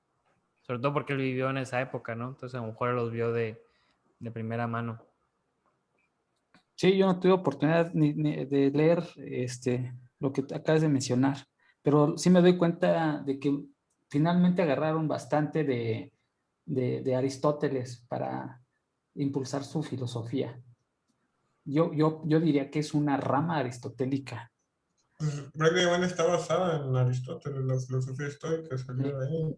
Sí, estoy totalmente de acuerdo. Sí, porque por decir lo que se decía al principio, Eduardo, de la diferencia entre las plantas, los animales y el ser humano, se me figuró muchísimo a los tres tipos de alma de Aristóteles, que era la sensitiva, la vegetativa y la intelectiva. Y nada más le ponen, bueno, yo aquí lo tengo como instinto de conservación, ya lo explicó mejor Eduardo que yo, a lo que él llamó oikeiosis. Entonces, yo lo tengo en el autor que lo menciona como un instinto de conservación, y basado en ese instinto de conservación, y eso aquí donde estoy de acuerdo con Gerardo, que dice que las plantas y los vegetales tenían el principio de conservación inconsciente, que los animales tenían un impulso primigenio, y que el hombre ya tenía una razón que se rige a través del principio originario. O sea, finalmente eran las tres almas de Aristóteles desde un punto de vista muy naturalista. Sí, las plantas, pues como Aristóteles dice, tenían la vegetativa, que era solamente para sobrevivir. Ellos tenían la conciencia de que nada más el sol, el agua y eso, los animales, que nada más tenían el sentir, la sensitiva, la vegetativa para sobrevivir, y el sentir, pues de que sí sentían dolor, sí sentían sentimientos, y la intelectiva, y nosotros teníamos la vegetativa, la sensitiva y la intelectiva, que era de, pues, estábamos conscientes de lo que pasaba, estamos conscientes que tenemos que estudiar, estamos conscientes, la vegetativa de que estamos conscientes que tenemos que comer y sobrevivir, la sensitiva, pues que también sentimos algo. Y sí, muy bien, el autor que menciona Rodrigo posiblemente encontró esas similitudes y obviamente debió haber sido muy enriquecedor haberlas leído, ¿no? A los contraestoicos. Algo que también me interesaría destacar de vivir conforme a la naturaleza, que ellos, ellos decían que aquí en naturaleza se entiende pues, todo aquello que nos rodea, ¿no? Significa vivir llenando a cabo con plenitud esta apropiación o conciliación del propio ser y de aquello que lo conserva y actualiza. Lo que entiendo que aquí nos tratan de decir los estoicos es, ¿sabes qué? Hay ese impulso de conservación o oikeiosis, que ese impulso que te va a conservar y te va a actualizar. y ese es tu bien, ese es tu fin. Sí. Y si tú te apegas mucho a ese fin, a la naturaleza, pues entonces eso va a ser tu felicidad. Oigan, ahí perdón si rompo tantito, pero ya encontré ese justamente en la Más allá del bien y el mal, donde Nietzsche hace su refutación de los estoicos. Si quieren se los paso en el grupo de Discord para que lo lean. Sí. También se me hace interesante cómo usan las impresiones, ¿no? Cómo dicen que lo que tú vas a, pues así que tomando como impresión de tu mundo es lo que al final de cuentas termina dictando quién eres también y la calidad de tus pensamientos y todo eso, ¿no? Que se ve también mucho en Epicteto. En Epicteto donde más yo lo encontré sus alusiones a las impresiones. Bueno, yo quiero plantear una pregunta para ver si se puede. Algo que me puse a pensar yo mucho, Epicteto, pues a lo mejor puede ser que algunos le den más credibilidad en el sentido de que se puede ser feliz y llegar a la virtud siendo pobre, sin comer, siendo esto y lo otro, porque él lo vivió en carne propia. En cambio, estoy hablando desde que solamente conozco bien Epicteto. Si me quiero equivocar, pues no digo eso ahorita, pero que yo sepa, Séneca y Marco Aurelio nacieron ricos y murieron ricos. Ellos a lo mejor lo dijeron con con un grado de privilegio, el decir que puede ser pobre y puede ser feliz. ¿Ustedes creen que si Marco Aurelio y Epicteto hubieran sido esclavos y Séneca hubieran sido esclavos, hubieran tenido el mismo pensamiento? Según yo, Epicteto era algo así como esclavo. Ajá, Epicteto era esclavo, fue libre hasta los 40 años. Ajá, sí. Yo creo que Marco Aurelio sí, porque incluso él no quería ser emperador en un principio. O sea, él le tocó la batuta de ser emperador, pero bueno, aunque hay quien sabe, ¿no? Porque también fue introducido al estoicismo gracias a que iba a ser emperador. Entonces tuvo maestros que lo introdujeron al estoicismo. A lo mejor si no hubiera sido de cuna noble, nunca había sido introducido al estoicismo. Sí, pero lo que acabas de mencionar, Rodrigo, es cierto. O sea, Marco Aurelio fue ahora sí elegido César por ahora sí, decisión de Adriano, porque estuvo casado con una de las hijas de Adriano, del emperador Adriano. Pero antes de Marco Aurelio había otros personajes que iban a ser emperadores de Roma, pero pues ahora sí, como lo acabas de mencionar, le tocó la suerte de que fuese el César, el último de los Césares romanos, porque cuando fallece Marco Aurelio en Austria, en lo que es ahora conocido como Austria, sus cenizas fueron traídas a Roma y estuvieron guardadas en lo que es ahora hoy nomás, el Castello de San Angelo o el Castillo de San Ángel, que está a unas cuadras justamente del Vaticano. En el año 400 hubo una invasión, 400 o 410, no me acuerdo exactamente bien la fecha, pero en el año 400, 410 hubo una invasión en donde supieron dónde estaban los restos de Marco Aurelio cremado y recogieron sus cenizas, y de ahí surgió la idea de hacer un muro referente a Marco Aurelio, ¿sí? Y del libro de Marco Aurelio, vamos a hablarlo ahora sí, una parte de lo que son las memorias de Marco Aurelio, una parte está en el Museo del Campidoglio, una parte muy pequeña, pero ahora sí, gran parte del libro de Marco Aurelio lo tienen en el Vaticano. Entonces estamos hablando que parte del estoicismo de Marco Aurelio no está a flor de piel con nosotros, está por parte de la Iglesia Católica, que es ahí donde están generando el estoicismo completamente de Marco Aurelio. Que vaya que le tocó difícil a Marco Aurelio, ¿no? Porque le tocó hasta la plaga antonina que tiene su nombre por él, ¿no? No, Marco Aurelio falleció justamente viruela, creo que fue viruela. No tengo bien el dato, pero creo que fue de viruela, la muerte de Marco Aurelio. Yo fíjense que ahorita estoy leyendo lo que mandó Mauricio y se me hace bien interesante. Está muy interesante lo que dice Nietzsche. Que dice cómo nosotros mismos, hablando desde el punto de vista, si yo fuera un estoico, nosotros mismos nos tiranizamos a nosotros mismos, como encapsulándonos en este pensamiento muy cuadrado de que debemos de guiarnos por las virtudes.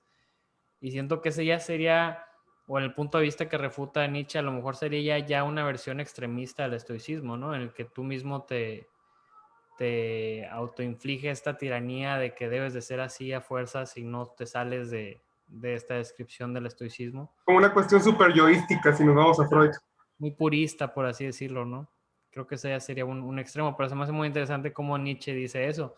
O sea, que básicamente los estoicos son capaces de tiranizarnos a nosotros mismos, pues el estoicismo es una tiranía infligida a sí mismo, como si el estoicismo no fuese el mismo un pedazo de la naturaleza. Entonces, esa parte se me hizo muy interesante, el hecho de que lo ve desde un punto de vista tirano, el estoicismo, ¿no? ¿Y qué no acaso nosotros regimos nuestra propia vida? O sea, porque regir justamente viene de rey. O sea, Sí, si lo vemos como tirano, sí. O sea, pues sí, porque pues, nosotros controlamos nuestra propia vida en ese sentido. O sea, Y aparte, los estoicos, ahorita, ya esto no lo anoté, pero lo voy a tratar de armar de mi memoria, a ver si logro. Ellos habían dividido al cuerpo y había una parte gobernante que dirigía a todo lo demás. Entonces puede ser que sí se entienda como un regidor, ¿no? Esa parte pensante, esa parte lógica que ordena a nuestro cuerpo.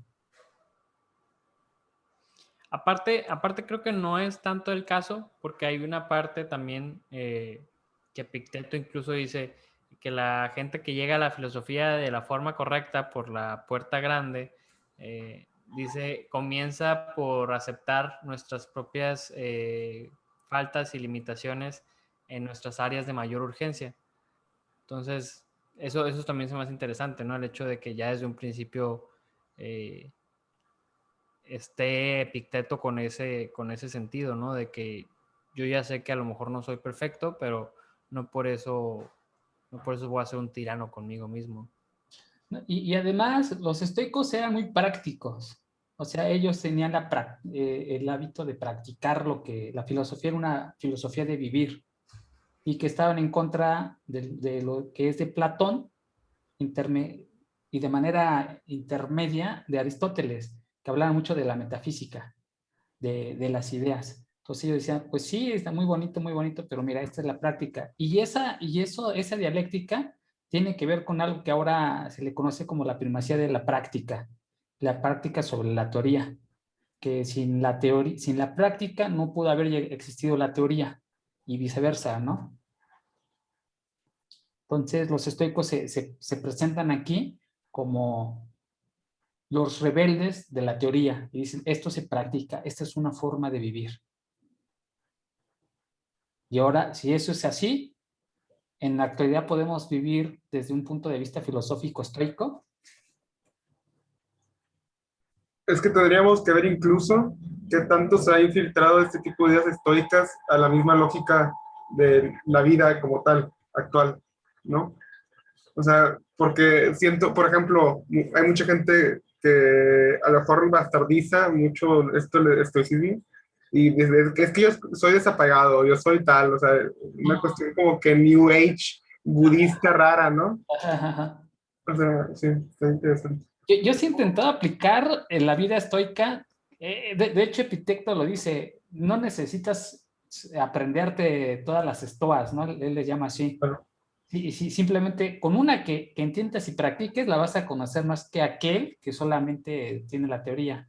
Y basado en la recomendación de Epicteto, yo estoy trabajando mucho en dos, que es el desapego, principalmente el desapego y el controlar mis deseos. O lamer un sapo. Sí.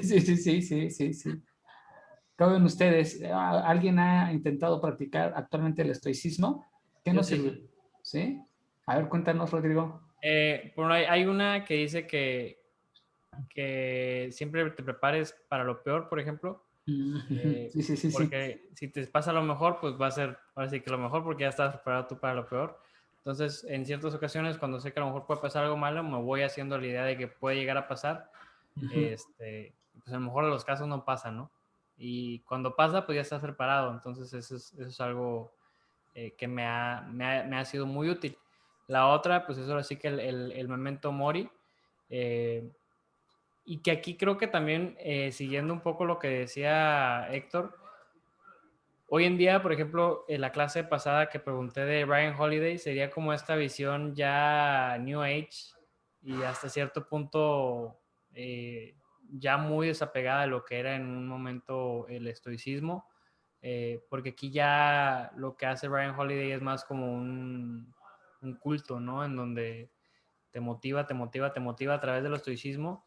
Y sí, usa las frases de Marco Aurelio, usa las frases de Picteto y así, pero creo yo que se desvirtúa un poco en el sentido de que no es tanto de que el estoicismo en sí va a ser toda la clave, sino cómo tú experimentas el estoicismo de forma particular, de forma personal, y sobre todo que como decía Eduardo hace un rato, que cada quien experimenta las virtudes de forma personal.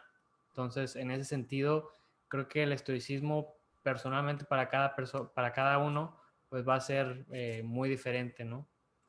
Pero en mi opinión o en mi caso, esos son algunos de las estoas que yo uso. Fíjate que en ese sentido, cuando yo hace un rato tomé un curso de PNL por parte del trabajo, obviamente pues lo que ellos querían, tener alto rendimiento en las actividades que realizaba, y había algo que ellos llamaban visualización. De pronto te decían, cierra los ojos, piensa que estás en un cohete y ya sabes todo ese ejercicio que yo viví, ¿no? Cuando leí o escuché a Picteto, porque lo he hecho de las dos formas, lo he escuchado y lo he leído, él precisamente invita a hacer un ejercicio de visualización.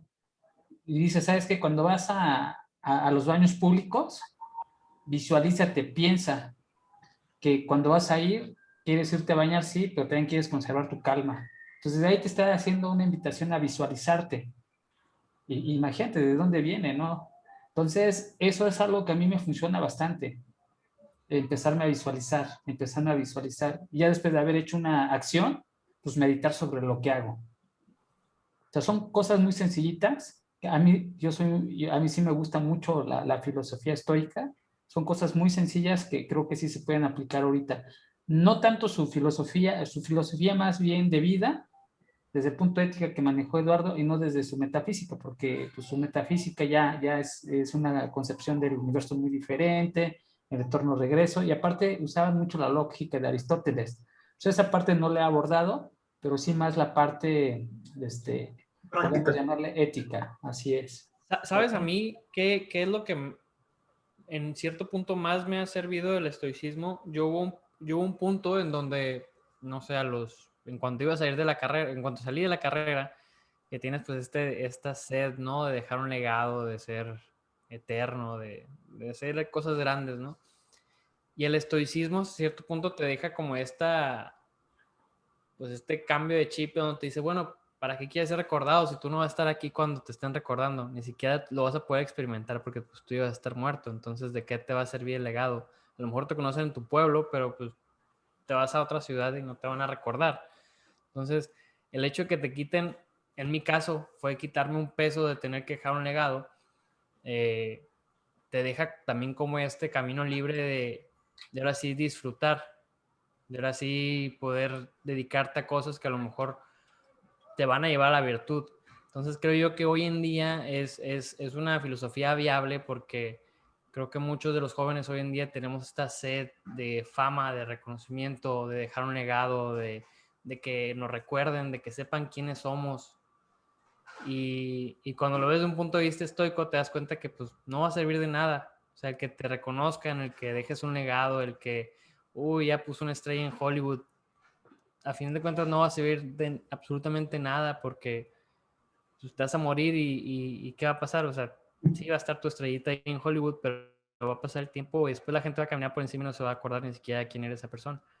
Entonces, el hecho de verlo desde ese punto de vista, para mí en lo particular fue un peso que me quitó encima increíble, o sea, el no tener que convertirte en alguien, sino simplemente ser tú. A fin de cuentas no importa mucho, sino si llevas una virtud, va a ser una vida digna. Claro. Me recuerda mucho lo que decía un escritor, Roberto Bolaño, a lo mejor lo conocen bien, que decía que hay muchos escritores que como que siempre están peleando por la inmortalidad, de que no, es que quiero ser el próximo Cervantes y cosas así. Y decía, escritor, menciónenme un poeta famoso de la generación de 1870-1890. O sea, es irrisible, o sea, ¿para qué buscas la inmortalidad en ese sentido? O sea, pues no. Y claro, concuerdo con lo que dice Rodrigo. Pues ya que estuvieron hablando un poco, no sé si leyeron mi ensayo, lean mi ensayo, autopromoción. Está muy bueno. Está en la lista de los to-do que voy a hacer. Lo digo justamente por lo que tocaron, ¿no? O sea, porque pues, ustedes estaban hablando justamente de contraposturas que hay contra del estoicismo. Y pues yo abordé la que se me hizo a mí la más factible para poder decir, sabes que no voy a practicar estoicismo hoy en día. Porque, por ejemplo, lo que decía Nietzsche, pues siento que es algo que pues, sí pasa y pasa actualmente, como lo dijeron de esa onda de, pues, güey, hay que estar siempre feliz porque no sé qué, o sea, pues no, o sea, eso no es algo que plantea el estoicismo, eso es llevado al absurdo del estoicismo. Entonces, pues para mí, pues eso es muy fácil, pues es como de que, güey, pues, o sea, el estoicismo, bien, bye. Hay otra que también se me hizo bastante relevante, que es como de que, güey, o sea, pues los estoicos, tienen esa necesidad de reprimir sus sentimientos negativos. Bueno, negativos, yo no considero que hayan sentimientos negativos ni positivos, no, son sentimientos y pues nos ayudan a manejar situaciones. Entonces, la tristeza pues no es un sentimiento negativo como tal para mí. Entonces, pues, ok, entonces, pues ellos lo reprimen, pues, ¿para qué practicar estoicismo? Y pues dices, pues no, o sea, pues hay mucho de valor ahí como para, no más por esto, pues no practicarlo, ¿no? Pues nada más no practicas esto y ya. Entonces, igual, o sea, se me hizo relevante, pero no tanto, como para hacerlo el principal. Y a lo que yo me concentré es justamente a que los exponentes principales estoicos tienen una vida muy dramática. O sea, estamos hablando de personas que lo perdieron todo y de personas que eran los dueños del mundo prácticamente, como Marco Aurelio en su momento. Era rey de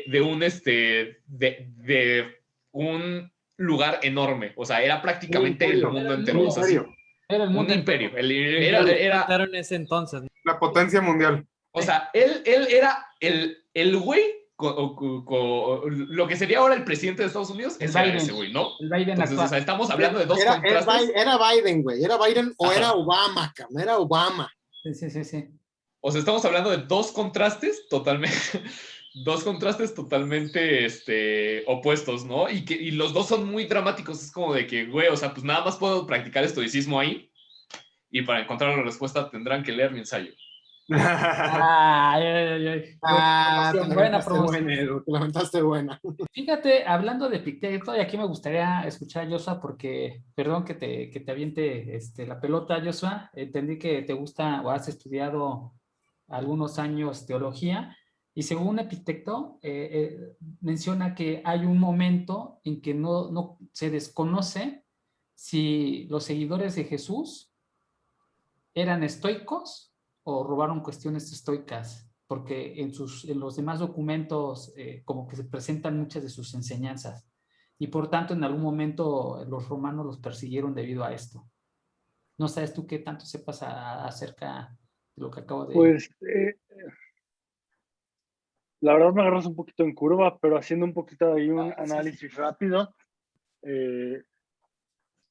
algún evento particular, creo que tendría que conocer un poco del pensamiento más a profundidad estoico para poder hacer las conexiones.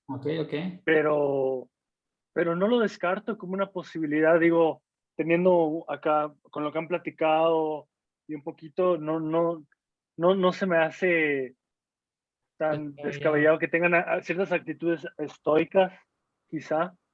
Pero hasta las virtudes en ciertos grados se compartían, ¿no? Pues es la cuestión, sí. Es que la cuestión es que es un movimiento histórico como tal, o sea, exacto, se lo conocen como la era axial, ¿no? O sea, que muchas civilizaciones a través del mundo empezaron a plantear las mismas cuestiones, ¿no? Entonces, pues sí. Pero su modus operandi de vida, quizá sí tengan ciertas actitudes, no sé si habría que ver el contexto cultural también, a ver cómo se relaciona entre sí, pero no. Lo que sí es que hay una crítica en Hechos capítulo 17, si lo quieren checar después, contra dos grupos de Hechos capítulo 17, déjame recordar qué grupos, que también creo que va ligado a esto. Grupos de filósofos. Pablo está en Atenas, de hecho. Pablo está en Atenas, y de hecho es contra los epicúreos y los estoicos. Sí, exacto. Entonces sí, y luego, de hecho estaba checando un documento de un... ¿Dónde dices que estaba, perdón? Hechos 17, capítulo 17, versículo 10. Todo en chinga agarrando la Biblia. Sí, dice lo siguiente Pablo, ¿no? O sea, mientras Pablo los esperaba en Atenas, su espíritu enardecía. Dentro de él estoy leyendo una versión que ya es de vocabulario. La Reina Valera, ¿no? No. Valera. Ya nadie habla Reina Valera. ¿Ya nadie? Es una de las Américas. Mientras Pablo los esperaba en Atenas, su espíritu se enardecía dentro de él al contemplar la ciudad llena de ídolos. Así que discutía en la sinagoga con los judíos y con los gentiles temerosos de Dios, y diariamente en la plaza con los que estuvieran presentes. O sea, Pablo tenía una actitud filosófica, o sea, él se la pasaba platicando, dialogando, exponiendo el gentil, claro, lo que él creía, ¿no? Sí. También discutía. Un Sócrates más, ¿no creen? Exacto. También discutían con él algunos de los filósofos epicúreos y estoicos. Y aquí es donde creo que ustedes pueden, creo que entender un poco más el contexto, porque tienen más impregnado o conocen más del pensamiento estoico y epicúreo, ¿no? Sí.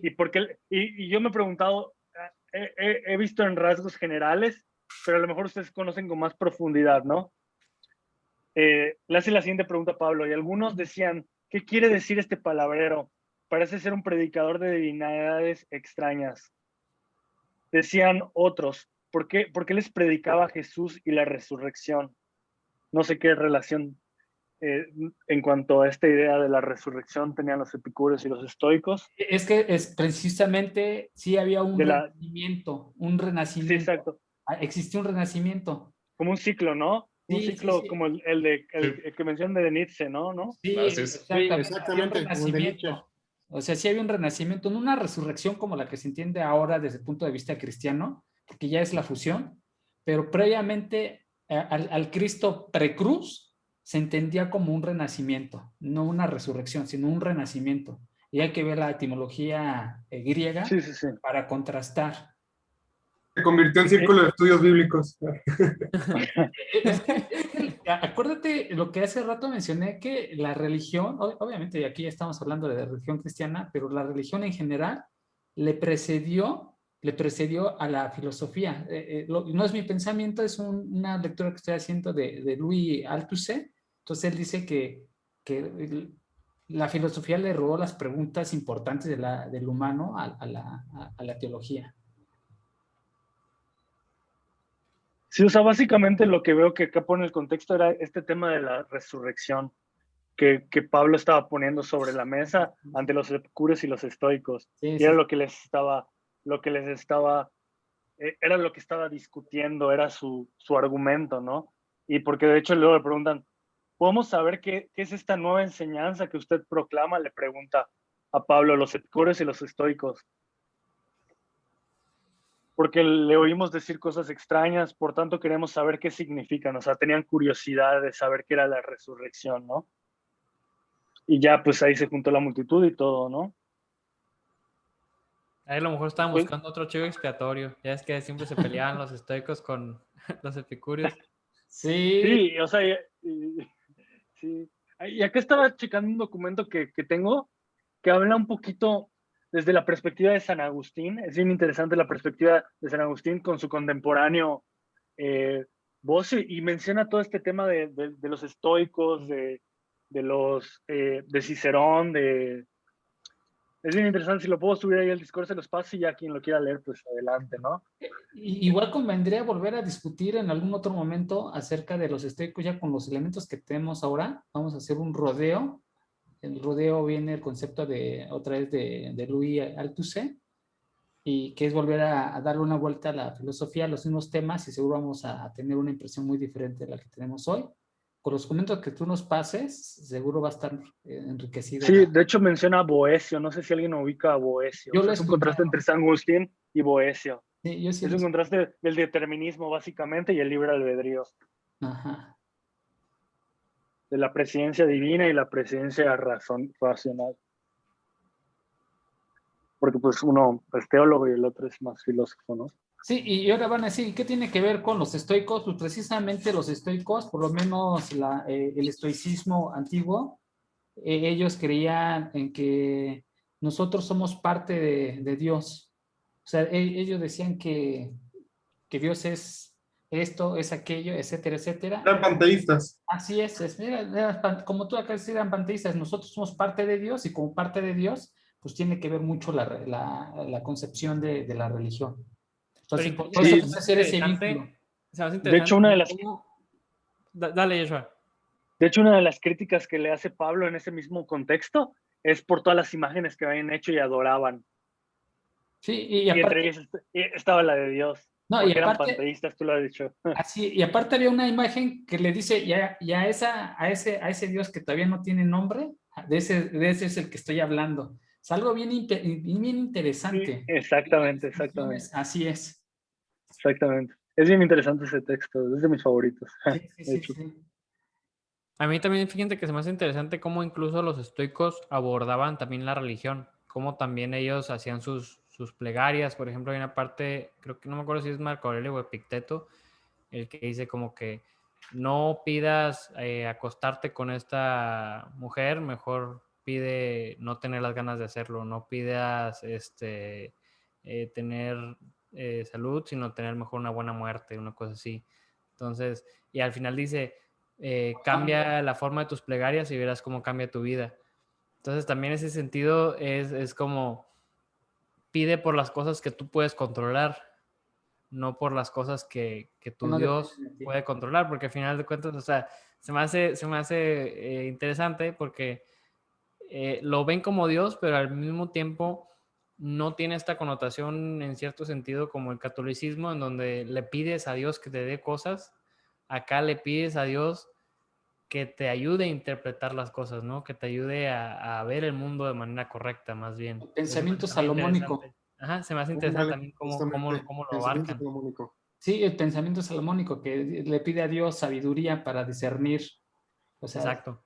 Ajá. Ahora, fíjate, aquí algo que anoté y viene mucho al tema. Zenón, que era, o que se le considera como el padre del estoicismo, era semita, y los semitas vienen de Sem, de un hijo de Noé. Entonces ya cuando estamos hablando ahí, pues estamos hablando de una religión, ¿no? O más bien de los judíos. Aunque el autor que menciona dice que no necesariamente tiene que ver con los judíos, sino con una lengua, la semítica, pero en términos generales, pues sí, hay viene una guerra de pensamientos, ¿no? Estos cuates, si nos vamos por la línea de que era hijo de Noé, y por tanto Zenón, pues pertenecía a un grupo religioso, en este caso del judaísmo, pues es importante ver cómo quizás su pensamiento haya influido en su filosofía. De hecho, hablando de eso, con la pregunta que me hiciste al principio, Jorge, me acabo de acordar que tengo este libro, se llama La moral estoica. Como parte No lo de he la leído. cristiana. Sí, es que tiene que ver. Como parte de la ética cristiana. Sí, Quiero leer eso. Es que tiene que ver, claro que sí. Entonces, voy a echarle una leída a este libro. La neta, no me acordaba que lo tenía. Es Y ahorita que Joshua, mencionaron es que me cae, Joshua, que si lo lees, ahora sí vas a entender al 100 toda esa parte, al 100. Yo A pesar de quiero que eso. hayas dicho que estamos avanzados en esa parte del estoicismo, pero tú con eso, no manches, hermano. Vas a estar arriba. Sí, voy a echarle. No me acordaba que lo tenía, me lo regalaron. Un amigo pastor me lo regaló en Ciudad de México. Y no me acordaba que lo tenía hasta ahorita que me hablaron de estoicismo. Dije, tengo este libro y ni siquiera lo he leído de tantas lecturas que tengo, pero lo voy a leer. Lo voy a meter caché. Y obviamente es de uno de los padres de la iglesia, Clemente de Alejandría. Entonces el pensamiento, la idea del pensamiento. Pero lo voy a leer y les voy compartiendo ahí si gustan mis subrayados, lo que me llamó la atención. Sí, claro. Y si ustedes saben. Que ahí también sin duda va a haber como un rompimiento, ¿no? Porque el catolicismo, por ejemplo, sí ve mucho o creo yo que sí aborda mucho el tema del destino, ¿no? En general, todas. Igual que los estoicos. Pero los estoicos no creen en el destino. Según yo, por lo menos la escuela estoica antigua sí creía en el destino. O sea, Sí. Según yo, sí creían en el destino. Exactamente, sí creían en el destino. Sí. Hasta Crisipo. Epicteto sí era fiel creyente del destino. Porque bueno, aquí estoy leyendo un pedazo de Marco Aurelio y dice, Ajá, él ya recuerda de la materia qué tan poco eres, del tiempo qué poco tiempo tienes y del destino qué tan pequeña parte juegas en él. Sí, o sea, la escuela estoica de Marco Aurelio, pues obviamente ya está en el periodo romano, que ya está muy enfocada a la meditación moral y religiosa. Pero yo creo que lo que dice Marco Aurelio ahí no es tanto una refutación del destino, sino que nada está diciendo que eres una parte pequeñísima de todo lo que es. Ajá, como que lo está afirmando, eres una parte ¿no? pequeña del destino, nada más. Pero no niega que existe el destino. Que es una pequeña parte, pero sí influye en lo que, como que en el futuro, ¿no? Fíjate que, híjoles, hace poco discutí con un compañero, bueno, un amigo, nos conocimos en un verano de investigación. Amigo, no discutas, acuérdate, no discutas. No, sí discuta, a mí me encanta discutir. Es deporte. Sí. Y él le estaba presentando algunos argumentos y yo había establecido qué pasaría con aquellos conceptos de cuando el humano no existe en la Tierra. Imagínate, somos los humanos y dejamos de existir en la Tierra y existe el universo sin humanos, pero todo lo demás, por ejemplo, las plantas, ¿no? A lo que nosotros le llamamos plantas. Y entonces él me decía, es que fíjate que la planta puede seguir existiendo como tal, porque es una manifestación del universo. O sea, si la manifestación del universo a través de la planta existe, tú eres una manifestación también del universo, que tiene que ver un pensamiento estoico del cosmos como una unidad, como el Dios. A lo mejor nosotros le llamamos cosmos, le llamamos etcétera, pero esa manifestación es bien interesante. O sea, es decir, acuérdense que tiene que ver con lo que dijo Jorge Méndez, que somos como una contribución pequeña, pero esa contribución pequeña es la manifestación de nosotros, del universo, a través de nosotros. Y por tanto hay un destino. Sí, pero justamente es una manifestación pequeña, pero es parte del destino, lo acabas de mencionar. Pequeña, pero es. Sí. Se puede ver así. Y perdón, referente a lo que a lo que mencionaste sobre hablar del estoicismo en un futuro, yo no sé, me tocó pues estar en la clase del sábado y varias personas están por quererse aventar mucho material del estoicismo, mucho. No hay una, ¿cómo te podría decir? No hay una variante, porque de los veintitantos que estábamos, casi un 65% se van a aventar por el estoicismo. Vamos a 12 compañeros más. Es uno de los más populares, sí. Sí, ok, yo fíjate que si quieren, terminamos lo que nuestro análisis, estudios y contribuciones del estoicismo y pasamos a una siguiente faceta ya más relajada. ¿Qué les parece? Ya cerramos hasta aquí el tema del estoicismo, ¿están de acuerdo? Como gusten, no hay ningún... Bueno, no me tocó pues ver la presentación de Eduardo. Pero bueno, estamos grabando el video, mira, del 10. Estuvo buenísima. Del 10, del Se 10. rifó. Sí, ahora entiendo por qué tanto spoiler de chequenlo. Sí, Chequenlo. sí. Ya lo leí, está muy padre, Eduardo. Está bueno. Sí, yo no Gracias, lo he leído. gracias. Les voy a decir por qué sí me gustaría cerrar ahorita, porque vamos a entrar en temas de definir los siguientes estudios. Con esto ya terminamos prácticamente esa relación entre lo que las notas adicionales comentadas del curso de Historia de la Filosofía de la marca que no puedo mencionar. Ajá, con lo que vamos a hacer hacia adelante. Entonces, bueno, ya no entraste, Fabricio, pero cuando Eduardo inició su presentación, hizo lo que en algún momento Nietzsche uno de sus escritos le dijo, o le decía a los cristianos que le dieran gracia a que había existido Buda y otras religiones, porque a partir de ellos hay un punto de comparación. Si no hay un punto un marco de referencia, entonces prácticamente el análisis no se da y lo que está se da como verdad. Entonces, lo que hizo Eduardo muy bien, atinadamente desde mi punto de vista, fue que él empezó a situar ciertas corrientes filosóficas o movimientos históricos para poder entender el estoicismo. Mencionó a los epicúreos, o sea, toda la tradición helenística, en tres vertientes. Estamos hablando que habló desde Marco Aurelio hasta Epicuro. No, se fue más atrás. Se fue más adelante. Okay. Yo no sé de historia. Yo para eso soy ignorante, entonces Fabricio. Pero sí las utilizaste, ¿no? O sea, sí utilizaste tres vertientes. Pues vaya, sí, o sea, pero no fue del estoicismo como tal. O sea, fue de diferentes corrientes de filosofías helenísticas. O sea, el epicureísmo. Hiciste como una guía. Lo contextualizó para ver cuáles eran sus influencias, así entendí, sobre el estoicismo. Ok, perfecto. ¿Qué quiere decir esto? ¿Qué quiero dar a entender? Para poder nosotros, yo entiendo, llegar a estudiar otra vez el estoicismo, propongo, y hay que consensuarlo, que iniciemos a estudiar, por ejemplo, pues todas esas corrientes helenísticas para poder contextualizar bastante y profundizar sobre los contenidos. O sea, que empecemos primero con las escuelas helenísticas. Pues sí, o sea, presocrático, Platón, Aristóteles y lo que le sigue. Es que como que sí nos hizo falta un poquito más de Aristóteles y de Sócrates y todo eso, como que nada más fue como una pintadita así leve. Pero sí está bien cabrón.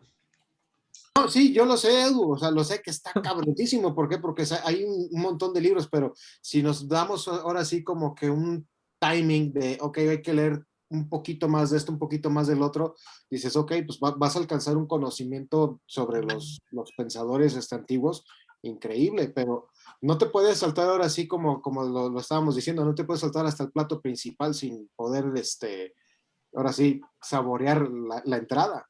Yo creo que si las escuelas helenísticas, como veíamos, tienen mucha influencia de Aristóteles, pudiéramos empezar estudiando primero a Aristóteles, a lo mejor, no sé, Ética, Nicomaquia, o ahí que Yoda nos diga con cuál pudiéramos empezar. Yo me iría desde antes, Rodrigo. Yo diría igual, desde los presocráticos. Sí, yo también. Sí, yo de los presocráticos. Te voy a decir por qué, finalmente. No hay prisa, o sea. Ajá, finalmente lo que hizo. Tienes una vida. Lo que hizo.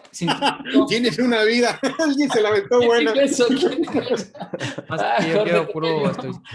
Sí, yo me iría desde los presocráticos, porque los hemos comentado, pero no los he leído. He leído algunos fragmentos y algunos comentarios, y ahorita... Pues es que solamente fragmentos, ¿no? Así es, sí, pero sí, yo creo que sí hay que estudiarlos, no con más a profundidad. Sí, digo, yo sí he visto mucha bibliografía sobre presocráticos de diferentes autores y te quedas como que, ay, güey, o sea, pues sería interesante revisar qué contiene cada uno y, pues obviamente profundizar un poquitillo, ¿no? A lo mejor no tan a fondo o si se quiere a fondo, pues también no está de más, pero sí, yo siento que sí hay mucho todavía por explorar desde los presocráticos hasta lo que llevamos ahorita. Es que sí están de acuerdo en que fue así como que una pincelada ok, vamos a iniciar con la historia de la filosofía, que no está mal, o sea, iniciamos bien, pero con eso inicias, pero fue como una pincelada de cada uno, pero si le damos un poquito más, vamos a aprender un poco, o sea, no lo sé cómo lo ve Eduardo, igual Yoda. Yoda, no te vayas, güey. Vete. Es que acuérdense que el curso fue de historia de la filosofía. No fue de filosofía. Sí, estoy de acuerdo. Introducción. Fue historia de la filosofía. No. Introducción. Una introducción, exactamente. Fue una introducción, una intro. Es una porque hizo falta más. Nos hizo falta mucho más. Ajá. Yo diría, o sea, esto es bastante personal, ¿verdad? O sea, ya me pueden rebatir lo que ustedes quieran. Yo no soy experto en el tema. Yo diría que nos fuéramos así desde el principio, o sea, presocráticos, sí, pero también intentar, uno, ver un poco de su historia, o sea, el contexto histórico, porque pues eso también es importante para saber lo que piensan, para poder entenderlos. También igual un poco de biografía no estaría mal para saber su contexto personal, igual enriquecer el contenido que escribió. Y por otra parte, que pues no he visto que hemos tocado como tal, es la parte de relacionarlo con las ramas principales de la filosofía. O sea, pues no hemos hablado como tal bien de, pues es que este pensamiento que tiene es un pensamiento pues epistemológico, está hablando de cómo conoce a el mundo. Sí. O es de ética porque está hablando de cómo las acciones, está hablando de cómo actuar. Ya la estructura. Ajá. Sí. Justamente para poder pues ir construyendo a través de esos, porque pues gracias a eso vamos a poder darle contrastes a otros, porque dices, okay, bueno, ya me suscribí al pensamiento de metafísica. Y luego, pero es que en metafísica está diciendo otra cosa. Entonces, ¿qué pasa ahí? O sea, quiere hablar ahora sí del desglose filosófico de cada uno. Sí. Que ahí eso hablaría que le tendríamos que dedicar más de una sesión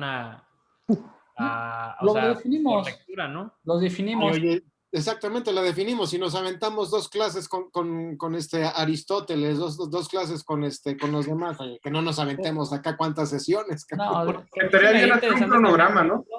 Es que vamos a hacer un calendario. O sea, ahorita estamos hablando de qué nos gustaría. A ver, ¿hacia dónde queremos darle el rumbo?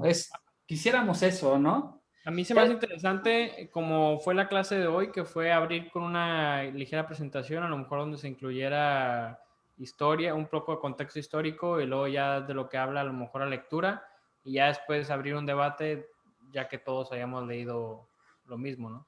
Sí. Esa ya es la forma, ¿no? Yo hablando ahorita, Rodrigo, es la forma. Dale, Yoda. Yo igual tenía la propuesta de, si quieren y obviamente si tienen tiempo, hacer igual 2 ágoras por semana, o 1 ágora en semana y otro ágora en fin de semana, y así para pues, ir más rápido, si se puede, entre comillas, pero igual dedicarle, como dice Eduardo, contexto histórico y todos los presocráticos, que no hay mucha información. Ya una vez que entrar con Sócrates y Platón, estaría, yo siento que bien, cada sesión, desde la apología de Sócrates hasta el Fedro. O sea, analizar cada diálogo y terminando, ya de cada diálogo con Aristóteles, siento que estaría bien porque quisimos analizar el libro, o sea, el libro completo en 2 sesiones, cuando siento que daría para más. Es un capítulo por sesión. Sí. Un capítulo por sesión para realmente profundizar y analizar al 100 y no mezclarnos con otras ideas y confundirnos como nos pasó. Yo sí lo dejaría una vez por semana para tener tiempo de investigar también. De estudiar. Ajá. Sí, lo podemos charlar. Ahorita estoy entendiendo que todos estamos consensuados a iniciar con los presocráticos. Si quieres, dale a John antes de que comience a hablar. Ya vi tu mano. No, también iba a preguntar acerca de, bueno, para empezar, si me escuchan bien ahora, ya cambié de micrófono. Perfecto. Okay. Sí, ahora sí te escuchas perfecto, hermano.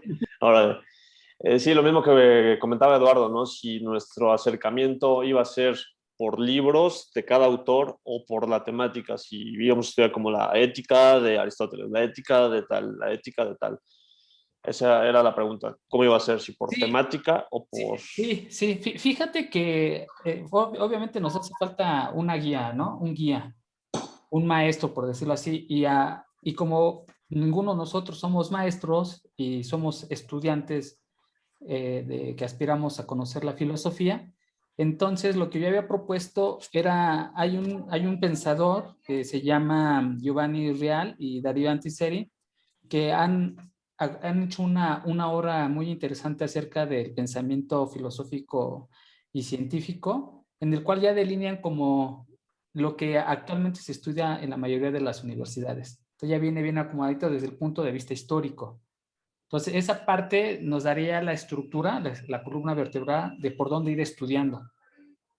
Entonces ya lo que va adicional a ello, que ya es la aplicación, por ejemplo, la forma de, o más bien los libros, desde el banquete hasta el Fedro de Platón, pues eso ya no abarcaría la cuestión histórica, pero sí entraría en esta estructura, es decir, ya presocráticos y hay algunas obras que podemos analizar. Después ya Platón y analizamos sus obras. Y ya te vas y bueno, de Platón, ¿quién sigue? Pues sigue Aristóteles. De Aristóteles, aquí dice algo que podemos tomar como guía, la escuela filosófica de la época helenista, que ya viene con el pensamiento inclusive de Alejandro Magno, su influencia, el florecimiento del cinismo, Epicuro, y así una sucesión de líneas filosóficas que se abrieron a partir de ahí. Entonces, esta sería nuestra columna vertebral desde el punto de vista histórico y estructural, y ya empezaremos a analizar. Ahora, esto no quiere decir que sea el único libro que estudiemos de la historia del pensamiento filosófico para darle ese contexto.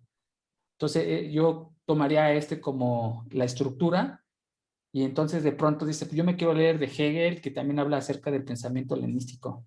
Ah, bueno, pues entonces yo hablo de Giovanni Real, y tú hablas de Hegel, pues eso va a enriquecer a la clase.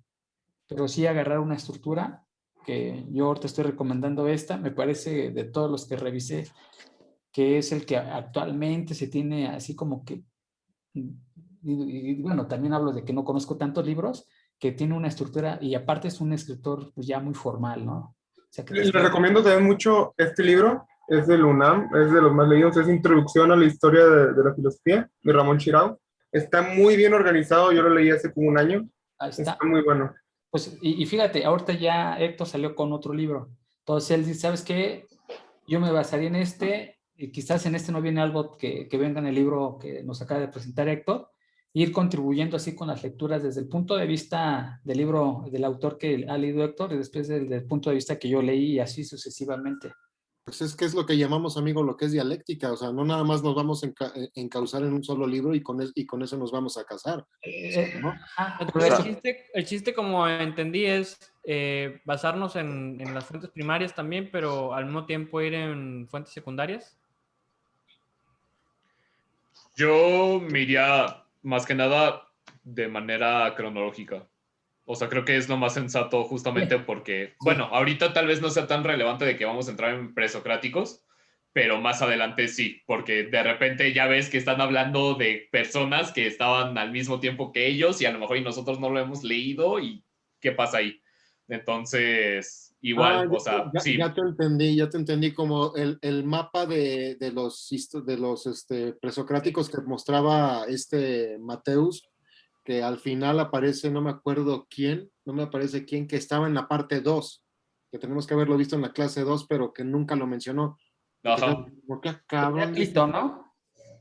Creo que sí era él, creo que sí. Y que no lo vimos, y justamente como dice Edu, o sea, lo estamos viendo y aparece esta persona, oye, ¿y por qué no leímos Porque no vale la pena, pero nos vamos a pasar por este lado.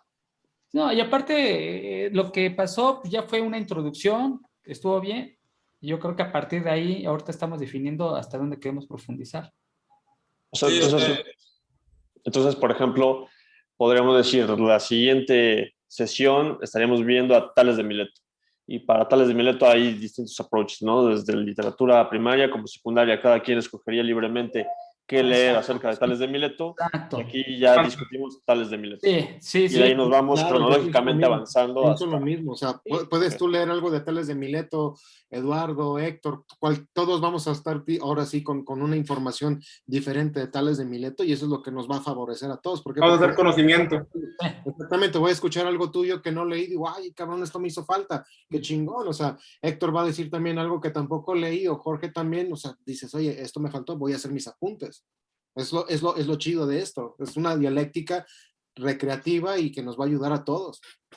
Sí, y aparte ya también empezar a ver las estructuras, por ejemplo, los puntos de vista.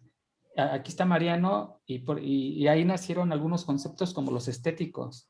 Entonces ya cuando lleguemos a estas estructuras estéticas, cuando tengamos ese lenguaje, pues ya muy posiblemente en ese momento podremos combinar con ver una película de las que estamos recomendando y ya llegar a ese nivel, mira, pues aquí vemos esto, pues ya tener ese lenguaje. Y ese lenguaje lo vamos a adquirir a partir de las lecturas y las contribuciones que hagamos, históricas del autor, y tratarlo de enmarcar, como bien recomienda Eduardo, en estas estructuras de pensamiento. Pero, por ejemplo, ahorita que decíamos de los diálogos, por ejemplo, que vamos a ir abarcando de capítulo por capítulo, sería de la literatura primaria, ¿no? Sí, definitivamente. Sí, de literatura primaria. Pero acuérdate que... ¿Y todos leeríamos lo mismo o también sería literatura primaria? Y si alguien quiere enriquecer con literatura secundaria, adelante. Sí, exacto. O sea, la literatura primaria va a ser el debe Cajón. ser, ¿no? Ese, pues sí, es al que hay que leer al maestro, ¿no? Y la literatura secundaria, que eso ya es enriquecer algo que en nuestra literatura no hayamos visto, en nuestra primera lectura no hayamos podido percibir. La literatura secundaria y nuestros comentarios van a enriquecer. Entonces, adelante, Yoda. Ajá, sí, por decir, es lo que tenía propuesto como para Platón, por decir, en el Outifrón, sin spoilers, se habla mucho de la justicia y todo eso. Entonces, por decir, estaría padre analizar como tal el Outifrón y después para la otra sesión, o al mismo tiempo la sesión, analizar qué es justicia en estos tiempos, qué fue justicia en ese entonces, si fue pío o no fue pío y todo eso. Sí. Buen spoiler, muy buen spoiler. No pasa nada. No, ya los estoy bromeando, pero estuvo buenísima. Buen spoiler. Pues entonces estamos así, de acuerdo a que vamos a estar estudiando desde los presocráticos, primero desde un punto de vista histórico para tener el contexto y centrados en el estudio de las literaturas primarias, es decir, de los autores. Sí. Por mi parte, yo estoy de acuerdo, amigos. Órale, entonces yo estoy tomando nota y ya enviaré de esta parte de la charla una minuta, una pequeña minuta. Y por cierto, yo pienso que también estaría bueno algo también de historia, ¿no? Porque no sé si alguien estuvo de la clase 14, estuvo en la sesión del sábado, que empezó a hablar algo de historia de la Magna Grecia, que nuestro querido profesor se quedó así como que, ¿de qué me estás hablando, cabrón? Que no sé qué me estás hablando. Yo, no, pues esto y esto y esto. Ya se quedó así como que, oh cielos, dije, creo que me van a correr. Sí, totalmente de acuerdo. Y bueno, ahora también, ya que nos pusimos de acuerdo, yo voy a tratar de armar un calendario en un Excelito para enviarlo. Entonces, ahí igual yo te ayudo. Ok, lo armamos. Lo armamos, estamos de acuerdo contigo, Fabricio, sobre cómo armar el Excelito de todos los temas para generar un calendario. Ajá, yo sugiero que generemos un calendario para ver en qué momento vamos a estar estudiando los textos. Si alguna vez me quedé atrasado o me quiero adelantar, pues que hoy tengo más tiempo, ¿no? Entonces ya sobre el calendario, pues ya vayamos trabajando en ello.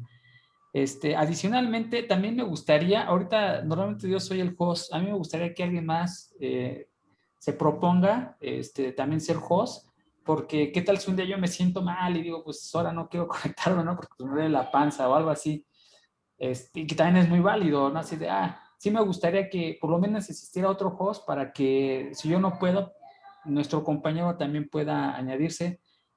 si alguien se quiere proponer, yo había invitado a Eduardo, me parece ser que sí aceptó. Aquí, Eduardo, te pregunto si sigue la propuesta, ¿aceptas ser como parte del host? Sí, nada más que, vaya, o sea, no podría armarlo yo siempre, o sea, sí me tendrías que avisar de que, ¿sabes qué? O sea, no me voy a poder conectar hoy y yo así. Yo también te ayudo, Eduardo. Yo también tengo Zoom Premium que no se corta, entonces, si ocupas, yo también te ayudo. Órale, entonces, ya ahorita Eduardo y Rodrigo se quedan también como host.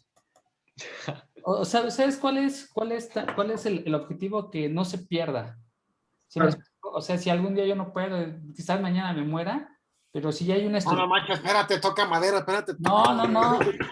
Yo estoy diciendo que esa es una técnica estoicismo, pensar en la calamidad, ¿no?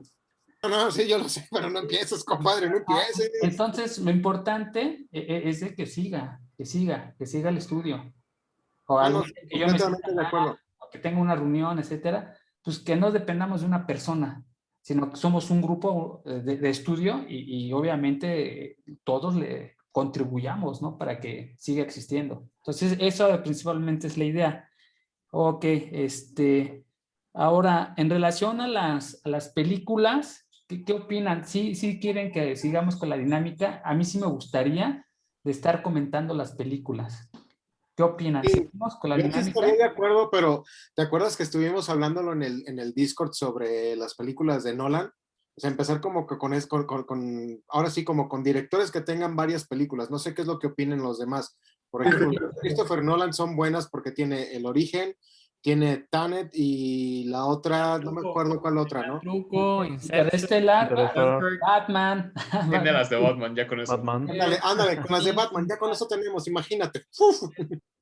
Entonces sí queremos seguir con las películas. ¿Qué día les queda para poderlas comentar? Porque es bien importante consensuar. El que está consensuando qué día pueden, por lo menos los que estamos presentes, es domingo había funcionado bien, ¿no? El domingo, ¿quieren que sigamos con el domingo a las 6 de la tarde? Yo probablemente no pueda comprometerme a ver las películas, no me tomen en cuenta en esto. Entonces... Ok, está bien, no pasa nada, Eduardo.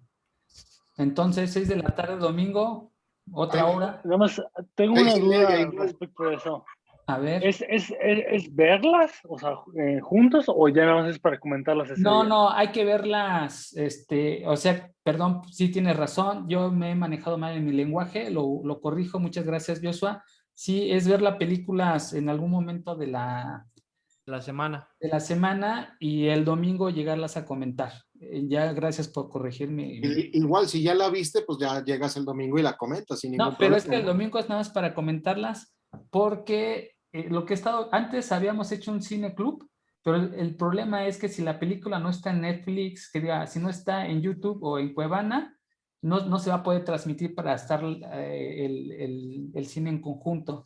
Entonces... ¿No han probado Rave? La aplicación. Yo no lo he probado. Necesitaríamos hacer una prueba para ver si podemos poner algún día para verlas juntos. Pero de entrada, a mí sí me gustaría definir que el domingo a las 6 p.m. sea de pura discusión y el organizarnos para verla ya sea una actividad independiente. ¿Cómo ven ustedes? Ok, ¿está bien? Sí. Sí, bueno, mira, ya ya nos dijeron que el rey está bueno. Vamos ya la habías recomendado. Yo vi que era una aplicación y normalmente no instalo casi aplicaciones en mi teléfono. No, alguien puso que si no estaba en Netflix, que entonces ya bailó. En Red está bueno, pero todos tienen que tener la plataforma en la que se va a ver. Exacto, es lo que estoy diciendo. Y si ya tienes Netflix, pues ya puedes prescindir de Red. Yo digo que ya mejor todos la ven individual. Exacto. Sí, exactamente, como estamos diciendo, la ves individual y el domingo ya llegas directamente a hacer la charla. Aunque también es algo importante que Pedro está poniendo su casa para presencialmente poder ver la película y después discutirla. También existe esa actividad que ya después, si quieren, podemos charlar acerca de cómo ponerse de acuerdo con Pedro. Él es de la Ciudad de México Mariano está infringiendo la ley, nos está invitando a comprar las piratas. No, nadie está. Ajá. Será muy ilegal. Sí, Muy legal. Ajá. Entonces, ya dejamos la actividad el domingo a las 6 de la tarde de las películas, ¿están de acuerdo? ¿O proponen otra hora? Empezando este domingo. Bueno, primero vamos a ver la hora y el día. Ahora sí, hay que ponernos de acuerdo en la hora y o sea, el domingo pues estaría domingo bien. A las 6, ¿no? ¿A qué horas? Domingo a las 6 habías dicho, ¿no? Ok. Todos los que están de acuerdo, porque estamos Sí, domingo a las 6 está bien. ¿Sí? Ok, perfecto. Entonces lo dejamos el domingo a las 6. También ahorita, si quieren, nada más es un comentario. HBO ahorita está en 70 pesos, por si lo quieren contratar. ¿El qué? Andando en promoción. El HBO Max de la plataforma está en 70 pesos. ¿Al mes o...? Al mes, ahorita, está en 50% De por vida. descuento. A ver, ¿me puedes pasar, por favor, la información? Para que veamos todos Westworld. Ajá. Sí, vamos todos, sí. Porfa, Yoda. Ahora. Sí, o sea, está en 49, la que es solamente la puedes ver en tablet o celular, y en 79, la que ya la ves en todos los medios. Todos los medios. ¿Pero cuándo es el programa? Mándala por el Discord, Yoda, porfa, no seas mal onda, güey. Sí, porque ahorita no te alcancé a escuchar. HBO. HBO Max. Ok, HBO, claro. Uh-huh. Y bueno, pues entonces esto sería por el momento. También hay una propuesta de hacer 2 clases. Yo creo que para arrancar vamos a empezar con una. Vamos a ver cómo nos desempeñamos y ya después vemos, ¿no? Por ahí me llegaron algunas recomendaciones, no voy a decir nombres, de hacer un lugar de discusión los viernes. Ajá, ¿cómo ven ustedes? ¿A qué te referís con discusión? Bueno, una plática, por ejemplo, cuando iniciamos hace rato con Joshua, estuvimos platicando acerca de el otro espacio sería más para conocernos. Como para botanear ahí. Sí. Viernes botanero. De hecho, les voy a poner el nombre que no es la misma persona que me lo propuso, pero en una plática salió. Ahí les va. Se van a reír, ¿eh?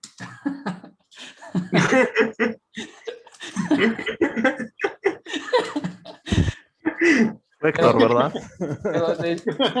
Exacto. De Jacques Lacan. Ajá, así es. Es lo que están proponiendo. ¿Cómo era? La cantina de Jacques Lacan. Ajá. Digo, eso, si quieres lo meditamos. O sea, ¿cómo ya no conectarnos a la cantina? Ok, yo Alguien me amaba. no has leído el newsletter, ¿verdad? No has leído el newsletter. Aquí voy a pausar un poquito la